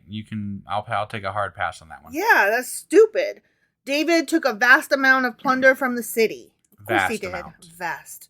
He also made slaves of the people of Rabbah, because that's what you do every spring. Right, yeah, slaves are good in God's world. Mm-hmm. And forced them to labor with saws, iron picks, and iron axes. Kind of like what Brittany, what's her name, is going to have to do in Russia, because she got sentenced to 9 years in a hard labor camp. Oh, wow. Yeah. That sucks. Grimer. Grimes. Grimer? Griner. Brittany Griner. We're close. Yeah. Yeah. Yeah. Yeah, that sucks, and I don't understand why we can't get her out of there. I do understand, the political climate was better, we probably could, but unfortunately. It's just bullshit, though. Oh, I agree. Total bullshit. Yeah. Anyway, so yeah, she's going to have to go do hard labor like the slaves here. Right. That is how David dealt with the people of all the Ammonite towns. Then David and all the army returned to Jerusalem. Whee! La la la. You guys la, just la, la. work for us, and we're gonna go away now. Yep. Keep working. Happy Easter. Keep working, or we'll kill you. After this, war broke out with the Philistines at Gezer.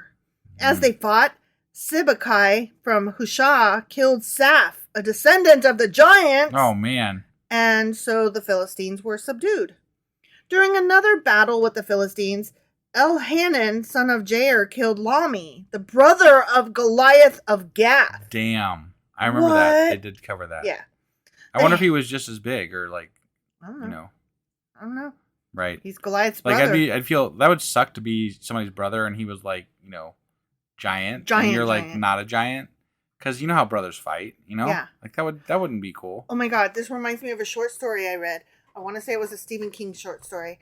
And, so this lady she's a writer, and she's like on the road going to various little bookstore stops and book signings. That's what it is. Book Sure. signing tour. Right. Okay. And so she's taking a shortcut to get to the bookstore. Mm-hmm. And she gets accosted by this really giant of a guy, right? And he like stops her, and it's not good. Anyway, she finally escapes and gets away and gets to the book signing. It's like, Jesus Christ, that was nuts. And they were asking her like, who, what happened, who was it, and she was telling them blah blah blah. Right. And they were like, oh, well, there's two of them. Was it the big one or the really big one? And she was like, it was the really big one.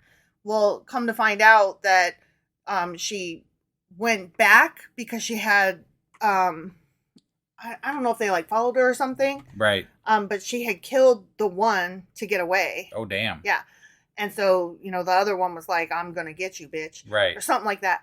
And it turns out he was the really, really big one. Yeah. She thought she had fucked with the really, really big giant. But he was just the big one. Yeah. But, Got it. when how point... are you supposed to, when you don't have perspective on it, how are you supposed to know which one's the really, really big one? So when you are talking about giants, it's like, does it even fucking matter? Right. Which one is bigger? Yeah. That was the point of that. Sure. Yeah, that. Okay, so the handle of Lami's spear was as thick as a weaver's beam. Oh, man. There's that weaver's beam again. In another battle with the Philistines at Gath, they encountered a huge man with 6 fingers on each hand and 6 toes on each foot, 24 in all, who were also a descendant of the giants. Hold on. Did I see that right? Did I read that right? 6 fingers on each hand and 6 toes on each foot. Yeah. That's ridiculous. It's just like the guy in Princess Bride. Yeah, but he was the 6-fingered man. He Right. wasn't the 6-fingered and 6-fingered and 6-toed and 6-toed man. That's true. That's wow. And I mean, this is a whole like bunch of them. Right. Ooh. Okay, but when he defied and taunted Israel, that giant, he was killed by Jonathan, the son of David's brother Shemaiah. Oh, I didn't know Jonathan killed a giant. Go, Jonathan. Right? I thought he was a lover, not a fighter. These Philistines were descendants of the giants of Gath, but David and his warriors killed them. The end. Yay, David! I love it when we kill giants. Whee! It was the time for war, so, Mm-hmm. that springtime war they had to do. Yeah. So. Like, I like to get out pink tablecloths and, make Easter baskets. And then I get my sword, and my knife sharpener. And then we go off to war. Yeah. It's just a regular family thing. But, I mean, we got to be back in time for the egg hunt. Right. Definitely. Yeah. Yeah. But springtime, always war. Always. Hey. All right. Well, that was 1 Chronicles Chapter 20. Sure as fuck was. And tomorrow, we're actually going to be back with... We are going to be back with a Q&A. Yeah. What is it exactly? Saturday Q&A. Yeah, that's the one. Yeah. Okay. And then on Sunday, we will be back with Sacrilegious Book Club. Where we'll be going over some Jewish fairy tales and legends, a book called A Treasury of Jewish Folklore. Okay. And then that night, you will put out the weekly replay. Yep, that's and right. then on Monday, we will be back with 1 Chronicles Chapter 21. All right. We'll see you guys then. Bye!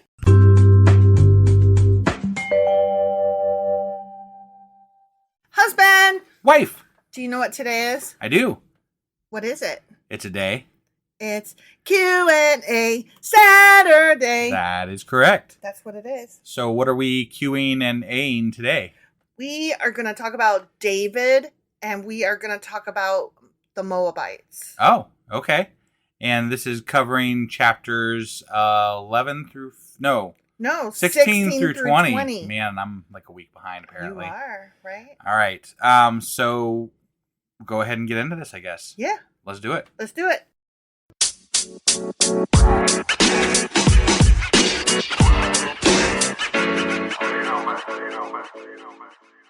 Okay, so we're going to talk about David. Before I get into Moab, Yeah. I just want to make 2 little notes. Just okay? 2? Just 2. Okay. Little notes. First, I don't know that you recall this. I certainly didn't. But David was known as the sweet psalmist of Israel. Was he now? He was a sweet psalmist. That is news to me. Yeah. Well, apparently it was mentioned in 2 Samuel chapter 23. Yeah. I'm sure it was. I'm sure. But whatever. I don't recall it. I don't either. So, yeah, he was known as the sweet psalmist because he wrote so many psalms. Yeah. And he especially wrote psalms to thank the Lord on the day the Ark of the Covenant was brought to Jerusalem. I mean, Remember they that were one that very I in sang? love with each other. Like, thank you, God. Yada, yada, yada. Well, apparently, God loves you too, and blah, blah, blah. Apparently, some of his psalms appear in the book of Psalms. Oh. Right. Okay. So he's like an actual psalm author, huh? Yeah, yeah. And that also has to do with like why he was assigning specific important people the role of music, because it was very important to him. Yeah, right. He was writing all That makes some sense, right? Yeah. I found that very okay. I'll accept that. Okay. Sweet psalmist. Sweet psalmist. Okay. That needs to be like a precursor title whenever we mention him now. The sweet psalmist David. Giant killer, sweet psalmist. I say we just leave the giant killer off because that wasn't really him. It wasn't him. So. And there weren't giants. Right. There's always that. There's always that. Yeah. Okay. Nor were there talking donkeys. Right. Or talking snakes. Or unicorns. Right. Or dragons. I mean, there's none of the bullshit. No. Yeah. No. Okay, so the second point is we were like, why did God say no to David's offer of building him Right. Yeah, it doesn't house, I mean, like, right? who gives a shit, right? If he wants to build you a fucking temple, let him build you a fucking temple. Well, the truth of the matter is Truth, huh? The truth. We're talking about truth? Mm-hmm. Yeah. Mm-hmm. Okay. David was a man of war. Whoa. Even though it's God's fault he was worry. Was it though? I mean, whatever. It was springtime. That's why he was worried. Yeah, see? And God wanted a man of peace to build his temple. Oh. That's why Solomon... So David wasn't quite good enough, huh? Correct. Correct. Hmm. And Solomon was the one. His son Solomon got to build the temple. He was peaceful, I guess. Like, he had a lot of people visit him and he had bring all him these shit. wives And he had lots of wives. And he had a hot tub. And I mean, you really couldn't go warring if you wanted to have sex with all those wives. He was so wise. Remember? He was the wisest. He was the wisest ever. In all the land. Yeah, ever. On the planet. Forever and ever. Forever. He's still the wisest. But God still doesn't like him at the end of the book. Right. So. Exactly. There's that. So even he wasn't really good enough. Right, yeah. So there's those 2 points, okay? Yeah. But now, let's get on to David with regard to the Moabs. Okay. Okay? Yeah. So, there's a question that I came across that I thought was so fucking interesting. Okay. Where is David's birth story? David's birth story? Like him being born, and then we learn all about him. Well, they kind of just found him on a fucking farm. Right. But, Abraham is introduced with a whole genealogy. King Saul is introduced with a genealogy. Right. But other than naming his father as Jesse, yeah, David's genealogy is completely missing from the book of Samuel. Interesting. And that is a book with more than 40 chapters dedicated to David's fucking life. Huh. But they don't talk about him in childhood at all. Right, right. So the Bible tells us the names of the mothers of all kings in the Davidic dynasty but one. David. David's mother is not mentioned. Huh. At all. Wow. Right? That's crazy. Yeah. The Bible doesn't tell the story of David's birth, give his genealogy, or talk about his mother, perhaps because of a controversial element in his lineage. Okay. Which it prefers to avoid discussing. No. Can the Bible be tainted with controversial lineage? Yes. No way. Not controversial lineage. Do you know what that controversial lineage is? Based on what you introduced the chapter or this conversation as, I'm guessing he was part Moabite. He was. Through his mother, his grandmother Ruth. Oh, that's right. I forgot his. Okay. Yeah. Yeah. So. Wow. Okay. So he's like quarter Moabite. Yeah. No, he's an 8th Moabite. 8th. I'm sorry, yeah. I can never get those things straight. Yeah.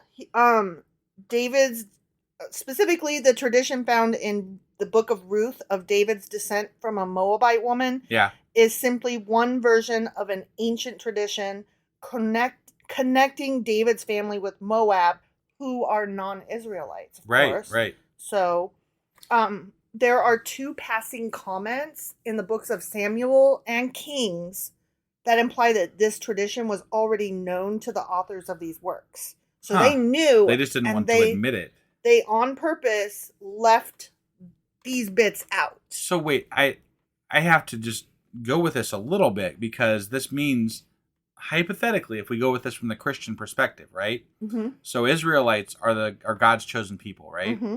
And David is the beginning of like, it's where we start to like track the lineage of Christ when we get to the New Testament, right? Mm-hmm. So we're saying that the Son of God is not purely from the chosen people. Correct. But yes and no, because let us not forget that the Moabites come from Lot. Right. Remember, Lot was the one who was humped by his 2 daughters. Sure. So, well, but how far back do we take this? Because hypothetically, They according all to the came Bible, from they all Adam. came from Adam and Eve, right? Right. We could go back as far as you want, but when we're actually talking about the beginning of what Israelites are and the Israelite clans, this is not, they were not part of that group. Right. So, and that fails a test, in my opinion. Oh, no, like I totally agree. that fails something. Right. Like something's off there. I totally as agree. far as what they want to portray, anyway. That's why they don't mention it. They just neglect Right. to mention it. Right. So when David runs away from Saul, remember? He ran away when he was like, Well, yeah. Saul He was trying to throwing kill fucking him. spears at him. Yeah.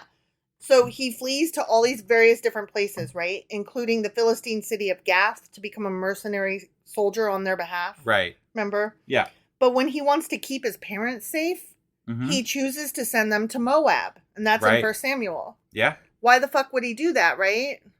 Because he's part Moabite. He left them with the king of Moab, not just the Moabites. Wow. The king of Moab, right? So this guy's got some ties even high up in the Moabites.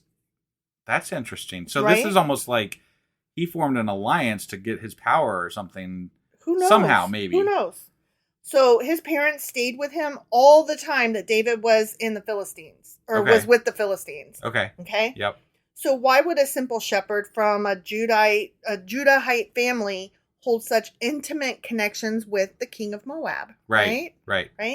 Even more puzzling is, why would the fucking king of Moab agree to protect David's family? Right. Like, why would he go to the king, and then why would the king say yes? Right. Like, both those are 2 separate questions. Yeah, that's a big ask. Like, you're Right? asking a fucking king. Yeah. So now, How did you even get into the king? Now, to be fair, David was killing his tens of thousands. He was. So, like, he was a powerful, general. All right, so I will maybe give you, that's how he got into the throne room. Sure. He was, like, well known or whatever as a killer of thousands. Right. Okay. Right. So he could walk into the throne room and get an appointment with the king. Right.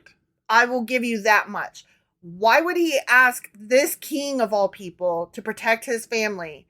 And why would the king be like, yeah, sure, no probs? Right. Right? Yeah. So the king of Moab's behavior would make more sense if we can assume that this account was part of a Davidic tradition, which assumed David's family ties to the Moabites, which is obviously what we've been getting at this whole time, right? Yeah.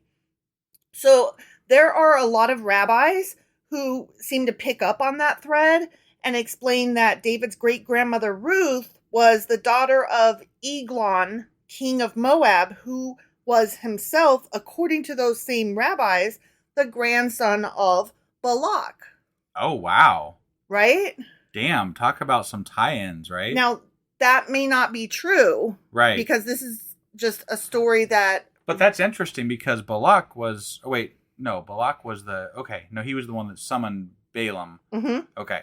Mm-hmm. All right. Sorry, I'm just trying to make sure I had my your B people words, correct. right? Yeah, right. Yeah. Okay, so he... Okay, sorry. Right? Go ahead, continue. So that's interesting, right? It is very interesting, yeah. So this may merely be an attempt to connect Ruth with the only named Moabite kings from the Bible before the time of Ruth. Sure. But it's just interesting that they do that nonetheless. Right.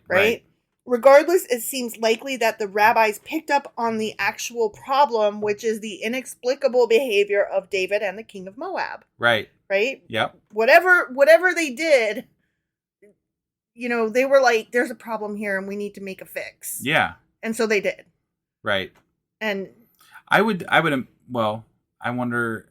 who's more offended by the fact that there's Moabite there, right? Is it is it Judaism or is it Christianity? I wonder who that offends more as far as their thinking of what the Bible holds and can and attests to.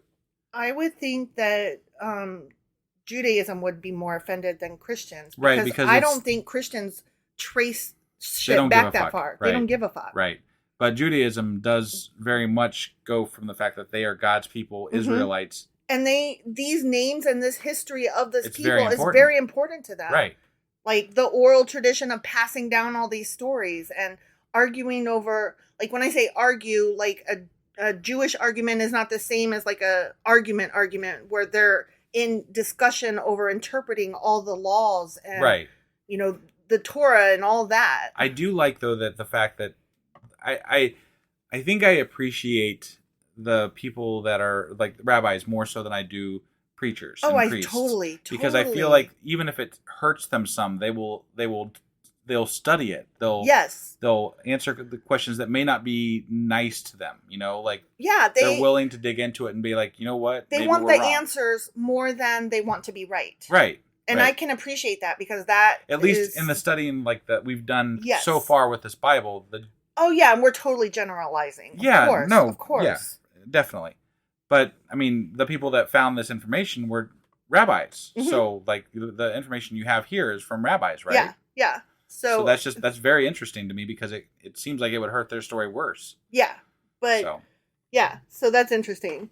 So it may be, obviously, this is what we've been building to, that David was actually very closely related and acquainted, not just related, but acquainted with the Moabite king. And if that is the case, it would definitely be something the author of the book of Samuel would not want readers to know. Right. Okay? Yeah. So, okay. That's why they left it out. Mm-hmm. Got it. Okay. Yeah. Because, I mean, there's no other reason to leave that shit out. But it's funny, though, they tiptoe around it enough that it's still able to be found out if you just think about it. If you dig a little bit. Which, on the surface, I didn't think about it. But this is either. our first go-through, Oh, we don't claim to be, scholars. We are digging into things and we are interested in stuff like this. Sure. But on a first read-through, I would have never picked up on that. Here's the thing. I am interested in the work of others. I am not interested in doing the work myself. Right. You know what I mean? Right. I am just interested enough to read what other people have put together. Honestly, with the Bible, that's way too much fucking lineage to dig through. Oh, yeah. Absolutely. On the surface, the stories are fun sometimes, and they're interesting, and they're somewhat historical and things like that, right? Mm-hmm. But if you really want to dig into what the meat of the Old Testament is, it's very much based in lineage. So. Yeah. So David's war against Moab and his harsh treatment of their army later seems completely out of place considering that David's great-grandmother was a Moabite, right? Ruth, right? Yeah. So, he went from, my family, please take care of them, to now I'm going to wipe you all out. Right. Right? Yeah. So that But was that some writer saying that? There's some speculation. Okay. That I will get to in a minute. Okay. Anyway, considering that he was of Moabite descent and that he had entrusted his mother and father into the care of the Moabites, it may have been that the Moabites mistreated or even killed David's parents and perhaps even his brothers. Oh. Like after he became king. Okay. Right? All right. Like that would make sense. Maybe David didn't do something that they wanted, so they were like using them as leverage. As hostages. Right. And I mean, that makes sense too. Right. Like we went with you out on this limb because you are family, but we can only go so far. And power's power. Yeah. Right. I mean, if I have a chance to use something as leverage against you, I'm going to. Sure. And apparently that didn't work out for him. Or also maybe they helped put David on the throne, as you suggested earlier. Right. And then David went back on some promises that he had made, and that made them kill his family, and so that made David clearly there was something happened between the time that he brought his family there and was seen by the king and made this ask, and the king agreed, and it was totally cool. And then his family's never mentioned again. Right. And the next time we hear about him, anything, David is like trying to wipe their shit out. Right. So something happened. Yeah. And that would be an interesting story to like, if there is a story about it, that would be an interesting story. It would. There's probably not. I'm sure that's lost. Maybe it's in the book of the Chronicles of the Kings of the Chronicles, the Chronicle. I doubt it, because that's an entirely different author, and they would not have wanted to talk about David's relation to the Moabites. And you would have to address that. Right. In order to talk about what happened and why. Right. So there was also an element of fulfillment by David of earlier prophecy involved, in which Balaam, who had been summoned by Balak, an earlier king of Moab, right, following Israel's exodus from Egypt for the purpose of cursing the Israelites, instead blessing them, right, and specifically indicated that a king of Israel would someday crush the forehead of Moab. So, okay. And that happened. So, but I think we covered at some other point, though, that is this an actual, like, is the fight with Moab, was that an actual historical account, or was that something that was contrived? I don't know. There is a point from which it's hard to tell where the line is between this person is actually, we're talking about a tribe, not a individual person, versus, okay, but now we are actually talking about, a person. Right. So I don't know when it goes from person to tribe. No, that's not what I was asking. Okay. I was asking, so like some of the battles are real historical events, right? Some of the battles that they talk about, like when we go into the Asimov book, sometimes they're like, that never actually happened, that we can figure out, like there's no historical account of that actually happening. Right. So some of it is like purposeful storytelling to maybe complete a prophecy, right? Got it. Okay. And I'm just curious if that was a historical event or if it was just contrived. That I couldn't tell you. Okay. I don't know enough about either. Right. So, well, and that's all right. I mean, we don't know everything. So if somebody does know the answer, maybe we can like touch on it again at some other point. But I was just, something that crossed my mind is maybe that's a contrived fight that was done versus maybe, I'm curious if it was real or not. That's all. Right. So.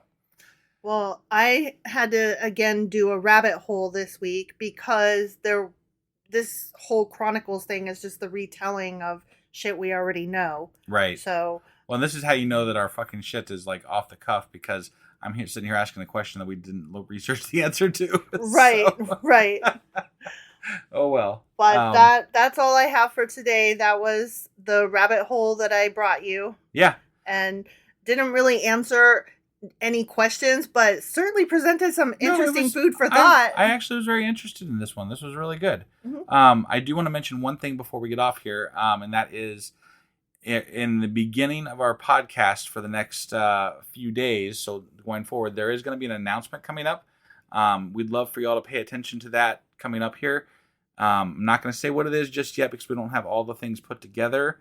But at the beginning of every podcast between now and next Thursday, there will be an announcement of something coming up, which we would love for you all to participate in if you are able. Yep. So clear your schedules now for Thursday night, and we will get an official announcement tomorrow as to what's going on. Yeah. All right. I think that's all we got for tonight, and we will be back tomorrow with...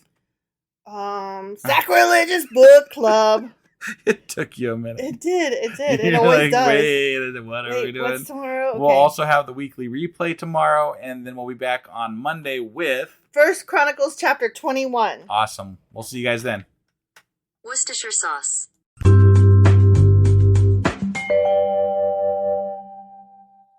Husband! Wife! Do you know what today is? I do. What is today? It is Sacrilegious Book Club. That's right. And what are we covering today? Today we are starting a new book. We're taking a break from that lecherous son of a bitch Asimov. Yeah. And we will come back to that lecherous son of a bitch some other time. Right. But for now, we are getting into a treasury of Jewish folklore. Fun. And I'm not going to be talking about any stories or anything today. I'm just going over the book itself and the introduction. That way it gives people a chance to purchase it if they want to follow along. Perfect. All right. And I think I'm actually going to start doing something special with this after we get about 3 episodes in. I'm kind of starting to break our podcast into separate podcasts. So I'm going to create, it'll still be on our main feed, but if you want to follow just this, I will be creating a Jewish folklore, feed for us at some point for this book series. Probably the Asimov one as well. I see. But it's something in the works. So Got it. yeah. Sounds right. good. So are we ready to get into this, or did you have anything else to cover in the intro here? That was it. All right, let's do this. Okie dokie.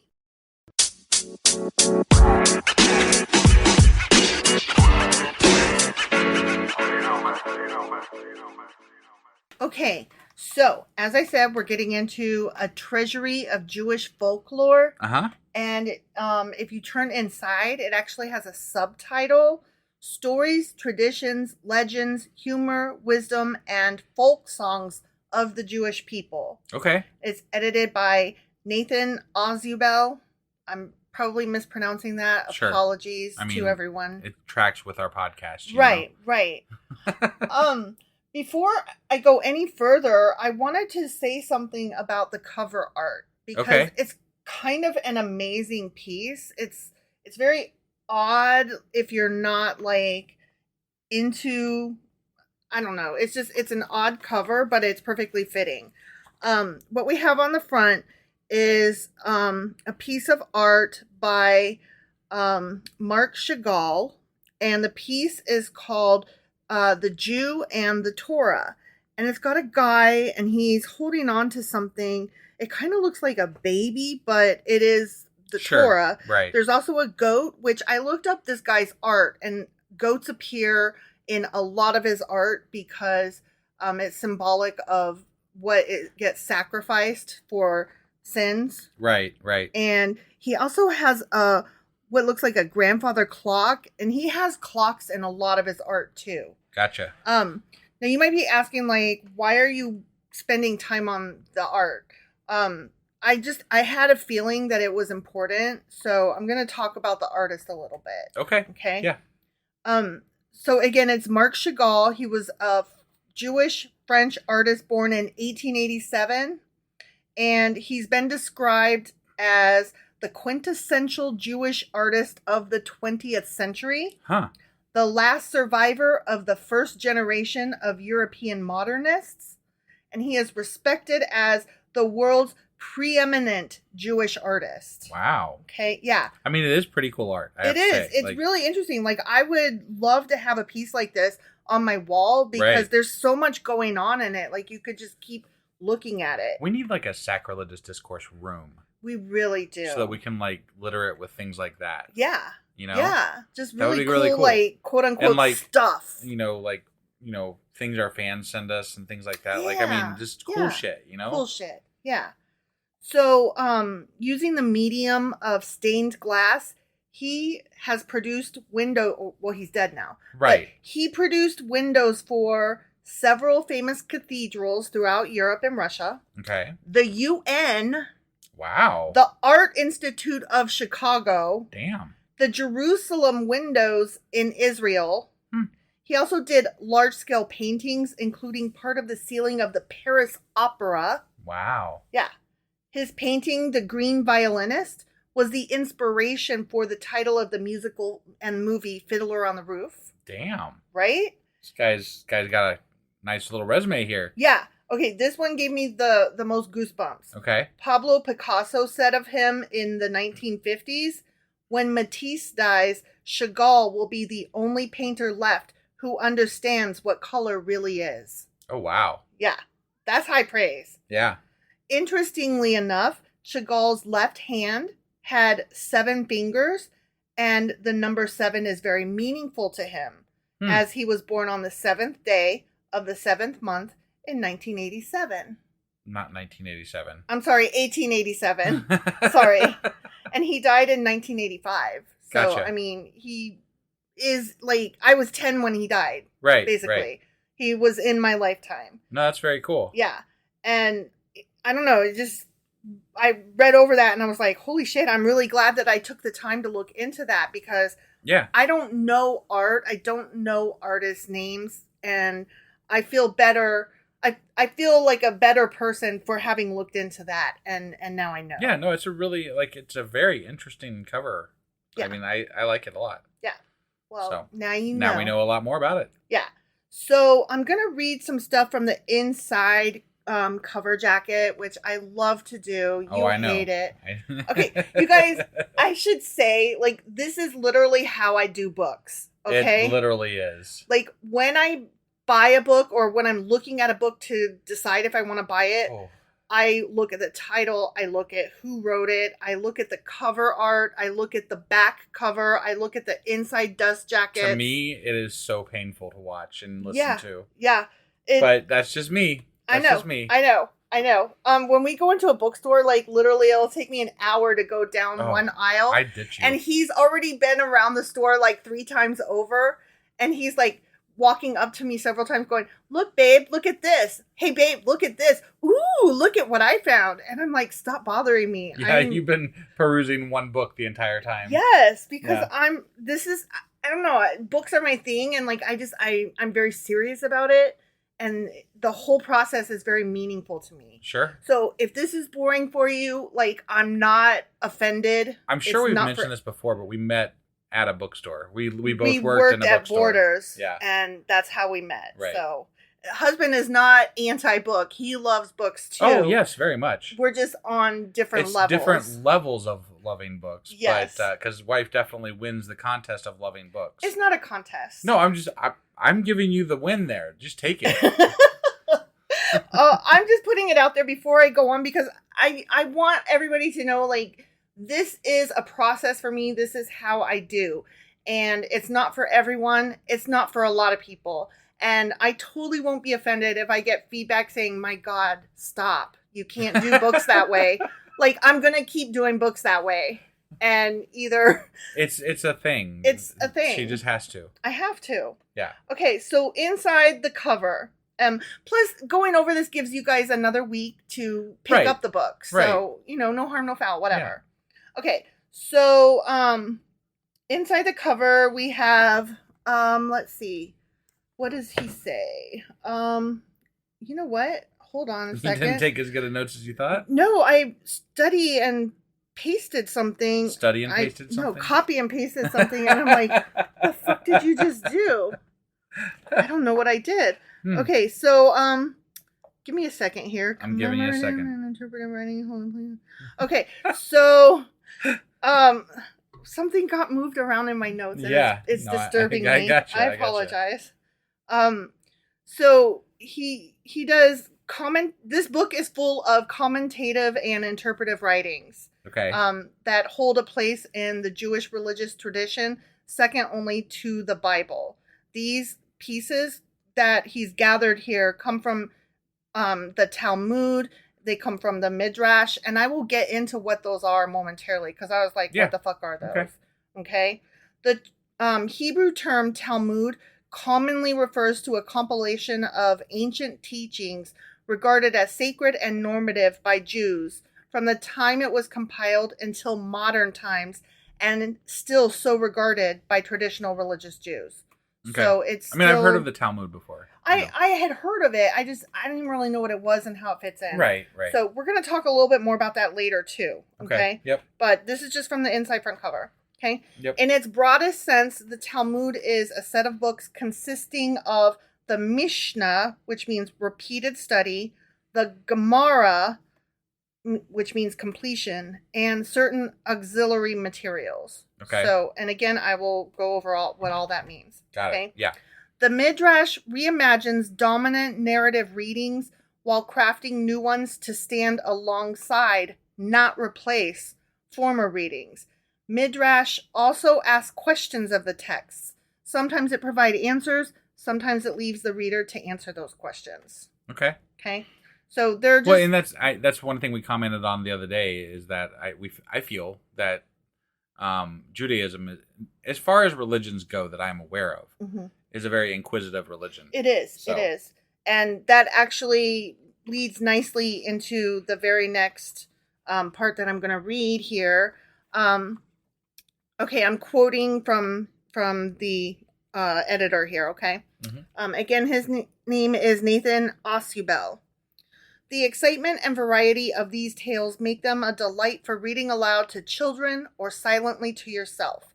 The major figures of Jewish history are all here, ranging from the Maccabees to the heroes of the Warsaw Ghetto. Mm. So we've got a whole Which we're not going to cover much of the Warsaw Ghetto stuff. But... No. I'm only going to go over stuff that is like biblical times. Right, but it does go all the way up into World War II.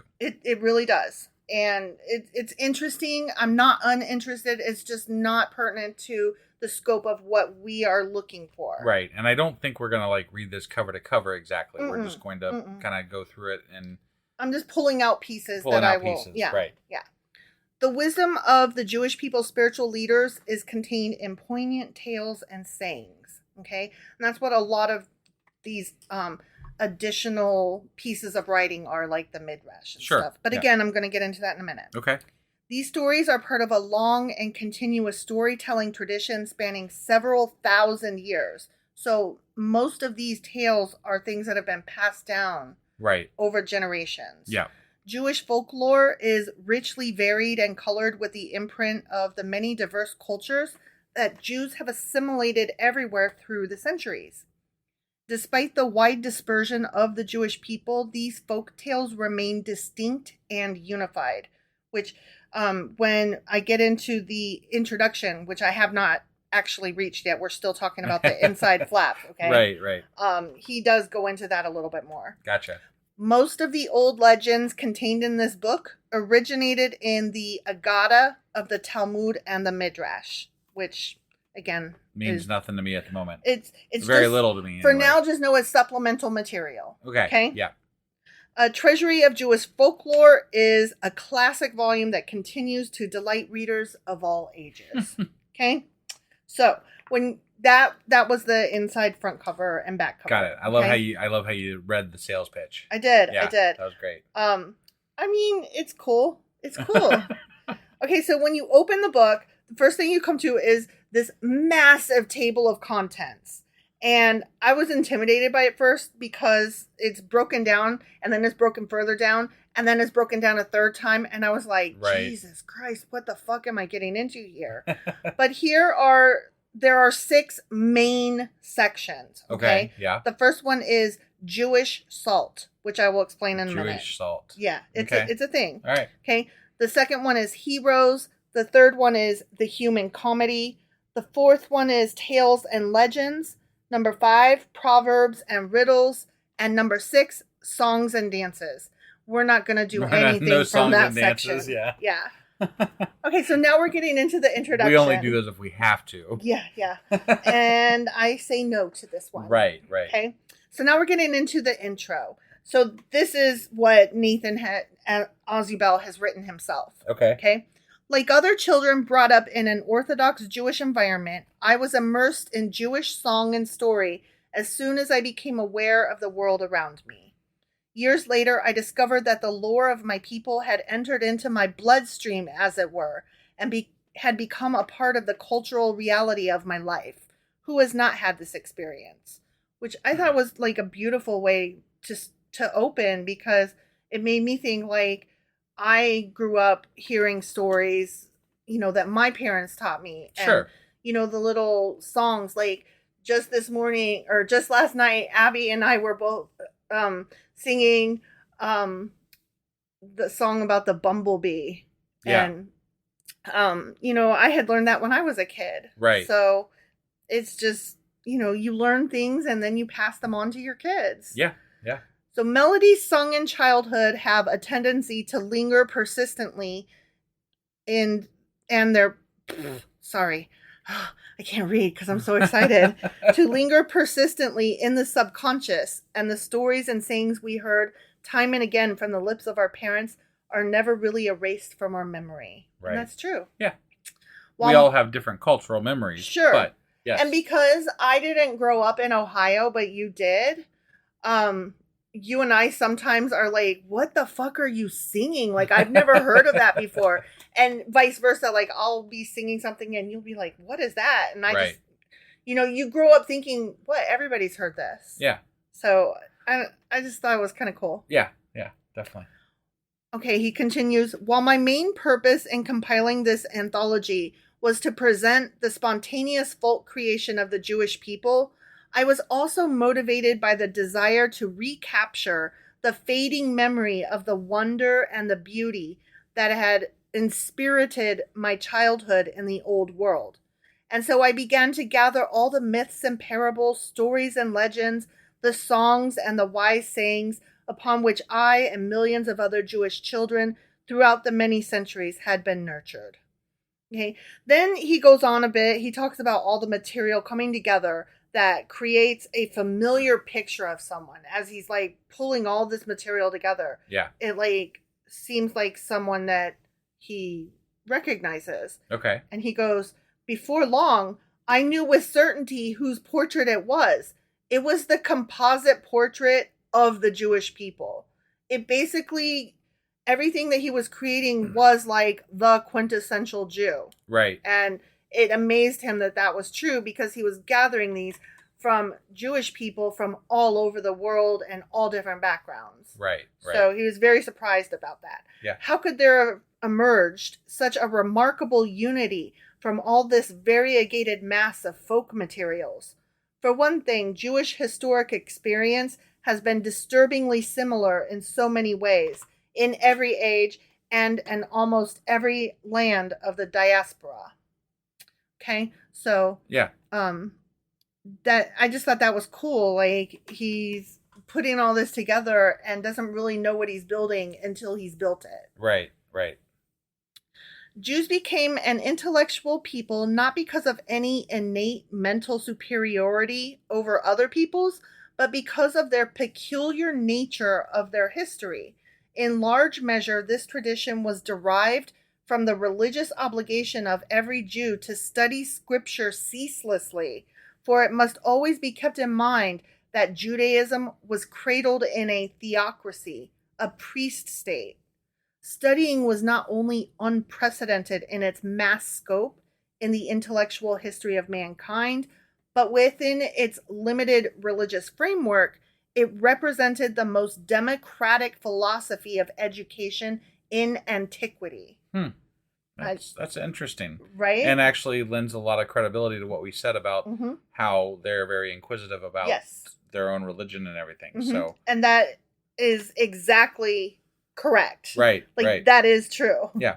So what we had suspected and what we had thought, just based on what we've gleaned from our limited experience of the Jewish culture, yes, that is correct. Yeah. This universal duty to study as a religious act broadened the base of Jewish culture and in consequence elevated it. So he's like, we're not smart because we're smart. We're smart because we read a lot and we ask questions, and that makes us smart, and then we are smart. I mean, duh. Right? Like, I love that. I mean, I don't know. I have the only point of contention I would have is the material that they're reading. Yeah. That's the only point of contention I have here. Right. But other than that, yes, I would agree with that sentiment. Yeah. Okay, he continues, despite the tragedy of their historic experiences, Jews have always been life-affirming, or they could not possibly have survived the ordeals they had to go through as a people. Yeah, God put them through some shit. Yeah, he did. In fact, if anything, their troubles made indestructible optimism of them. Isn't that something? Yeah. It's weird, right? Yeah. Like, it's backwards to what you would expect. Right. Their laughter had to be an affirmative and defiant answer to the world's cruelties, a mellowing agent which helps draw the sting of grief from tragedy. This mellowing humor may very well be called Jewish salt. And that's the first section of the book. Right. And so I was like, what the fuck is that? Well, Jewish salt is based on a phrase called Attic salt. And I was like, that's nice. What the fuck is Attic salt? Right. It's a poignant and delicate wit, a dry, shrewd, or pointed, or cutting, or subtle humor. Got it. So it just means like a smart sense of humor, like sarcastic, dry, that kind of thing. Yeah. In classical times, salt was a frequent metaphor for the word wit. Gotcha. So that's where it comes from. All right. Okay. So that's why the first section of the book is Jewish salt. Got it. Okay. Got it. Which I'm so glad he explained, because I was like not understanding at all what that was about. And I had started reading some of them and I was like, there's no salt. I don't understand. What is this? Right. Okay, he continues, many Jewish legends and folk tales are suffused with a deep sadness, but somehow the sadness rarely degenerates into despair or even self-pity. Almost always it bears within it the saving grace of catharsis, of the ennoblement of grief in the steadfast spirit, of moral triumph in the righteous even in defeat. So it just is saying more about their positivity, and but also their longing for justice. Right. Like not justice like vengeance, justice like a just world. A world where there is justice. Right. So he goes on to say, the years of labor which have gone into the preparation of this work will be more than rewarded if it will reveal to the Jewish reader the existence of the little-known cultural treasures of his people, and in consequence will fill him with the sense of human dignity and worth that is his birthright. To the Gentile reader, which that would be us. Yeah. Or Gentile. And, yes, we are Gentiles. And our followers, the majority of them will be as well. Right. So to the Gentile reader, Jewish folklore addresses itself with its myriad implications because it is but a colorful part of the kaleidoscope of universal culture. While it makes plain the common humanity of all races and nations, and thus draw them closer in the bonds of brotherhood and understanding. Wow. That's right? Such a great sentiment. Yeah. Yeah. I just thought, that's so nice. It was, right? It was nice. Okay, so the Pentateuch, this is where I started taking notes, because I was like, okay, can you just explain what that fucking Midrash thing was for a second? Right. And what the Talmud and all this shit, okay? Yeah. So the Pentateuch is the law, right? The Pentateuch is the first 5 books. That's all it means. Sure. And those 5 books are The Talmud. Torah and the law. Okay. All right. So it's not that Pentateuch means law. It's that Pentateuch means 5 books. Those 5 books are Torah, the law. Right. Okay. The scribes who succeeded Ezra added the Mishnah, a second body of law. So that's called second law. Okay. Yep. That's what the Mishnah is. Okay. The Gemara, which means doctrine, or as it's normally called, the Talmud, Okay. which means explanation, was added as a commentary and interpretation. Interesting. Okay? Yeah. So these have been passed down, like they were gathered for centuries and added to and edited and redacted and Much all like of that. the Bible, Much like the Bible essentially. itself. Yes. Yes. But it's supplemental material. Right. Okay. Now there were 2 Talmuds, which I found very interesting because I barely knew about the one, much less 2. Right. There was the Babylonian Talmud, which would be the more important one because it came earlier. Yeah. And gathered more. But the one that was the last one with a final redaction was the Jerusalem Talmud. And that's the one that we use today. Yeah. Even though it's incomplete. It's missing 24 treatises. Oh, wow. Yeah. And it's believed that those have just been lost to time. Got it. So, okay. Both contain 2 parts. Both of the Talmuds. Right. Okay. Contain 2 parts. The halacha, which is judicial interpretation of the law, and agada, which is ethical and poetical interpretation of the law via storytelling. Okay. Okay. So that's the agada. Sure. Of the Talmud. That's interesting because they're actually kind of saying that laws are not strict. They're you need to take more into account.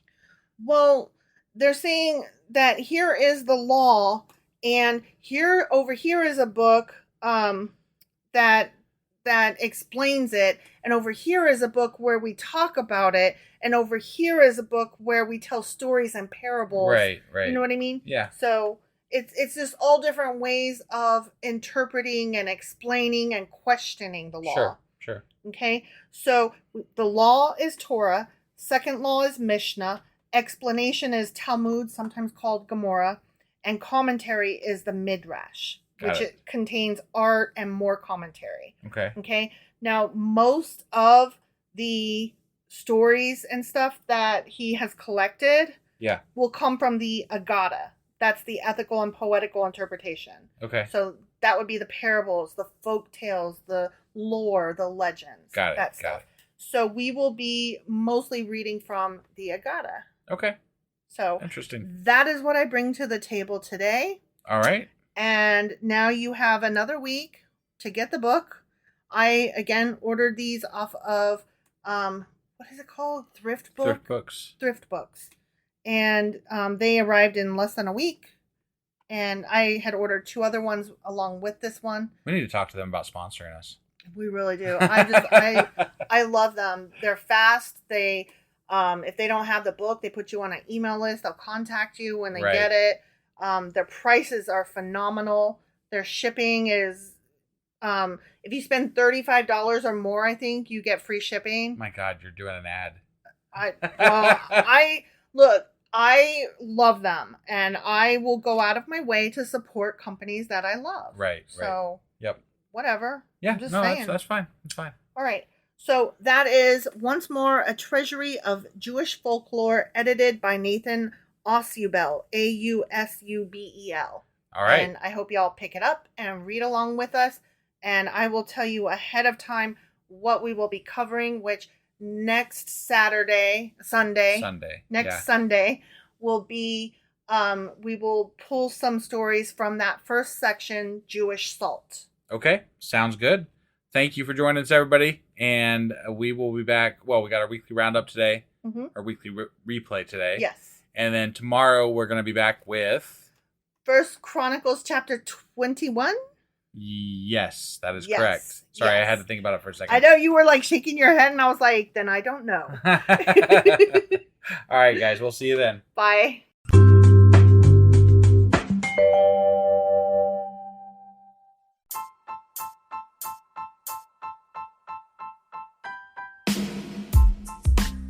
Hey, wife, I guess that's the end? But husband, that's just sad. It doesn't have to be. We are on lots of social media platforms like Twitter. Our handle there is sacrilegious_D. For D's nuts. Oh my God. Stop doing that. Anyway, we're also on Facebook, Instagram, and Pinterest. There's a link to all of our social media sites at our website. Ooh, we have a website? Yeah, it's sacrilegiousdiscourse.com, where you can also find a link to our merch shop. We have a merch shop? Yep, we have podcast-themed clothing, mugs, notebooks, and more, as well as an atheist and science-themed products. Wow, our fans should really go check that out right now. Definitely. They can get in touch with us by sending an email to sacrilegiousdiscourse@gmail.com. But before they do that, we could really use some help. Oh yeah? With what? Well, it's not free running the podcast, and we need some financial support in order to get better equipment, which will free up time so we can concentrate on our podcast and our fans. Okay, so what should they do? Head over to patreon.com/sacrilegious discourse and sign up as a contributor on our podcast. Supporters there receive additional bi-weekly episodes that we record just for our Patreon members for as little as $2 a month. Also, we'd really appreciate it if you would like and subscribe on whatever platform you're using. And Apple Podcast reviews help us out tremendously. Like and subscribe. Leave an Apple review. Join us on Twitter. Support us on Patreon. That's a lot of instructions. Don't forget to say thanks. Thanks. Okay, bye.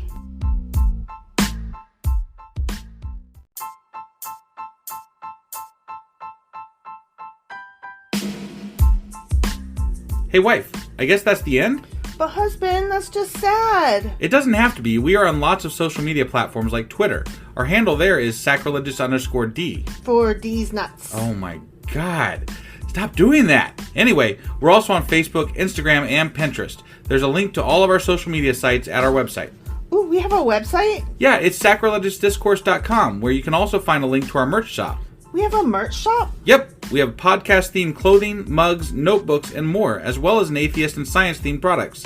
Wow, our fans should really go check that out right now. Definitely. They can get in touch with us by sending an email to sacrilegiousdiscourse@gmail.com. But before they do that, we could really use some help. Oh yeah? With what? Well, it's not free running the podcast, and we need some financial support in order to get better equipment, which will free up time so we can concentrate on our podcast and our fans. Okay, so what should they do? Head over to patreon.com/sacrilegious discourse and sign up as a contributor on our podcast. Supporters there receive additional bi-weekly episodes that we record just for our Patreon members for as little as $2 a month. Also, we'd really appreciate it if you would like and subscribe on whatever platform you're using. And Apple Podcast reviews help us out tremendously. Like and subscribe, leave an Apple review, join us on Twitter, support us on Patreon. That's a lot of instructions. Don't forget to say thanks. Thanks! Okay, bye.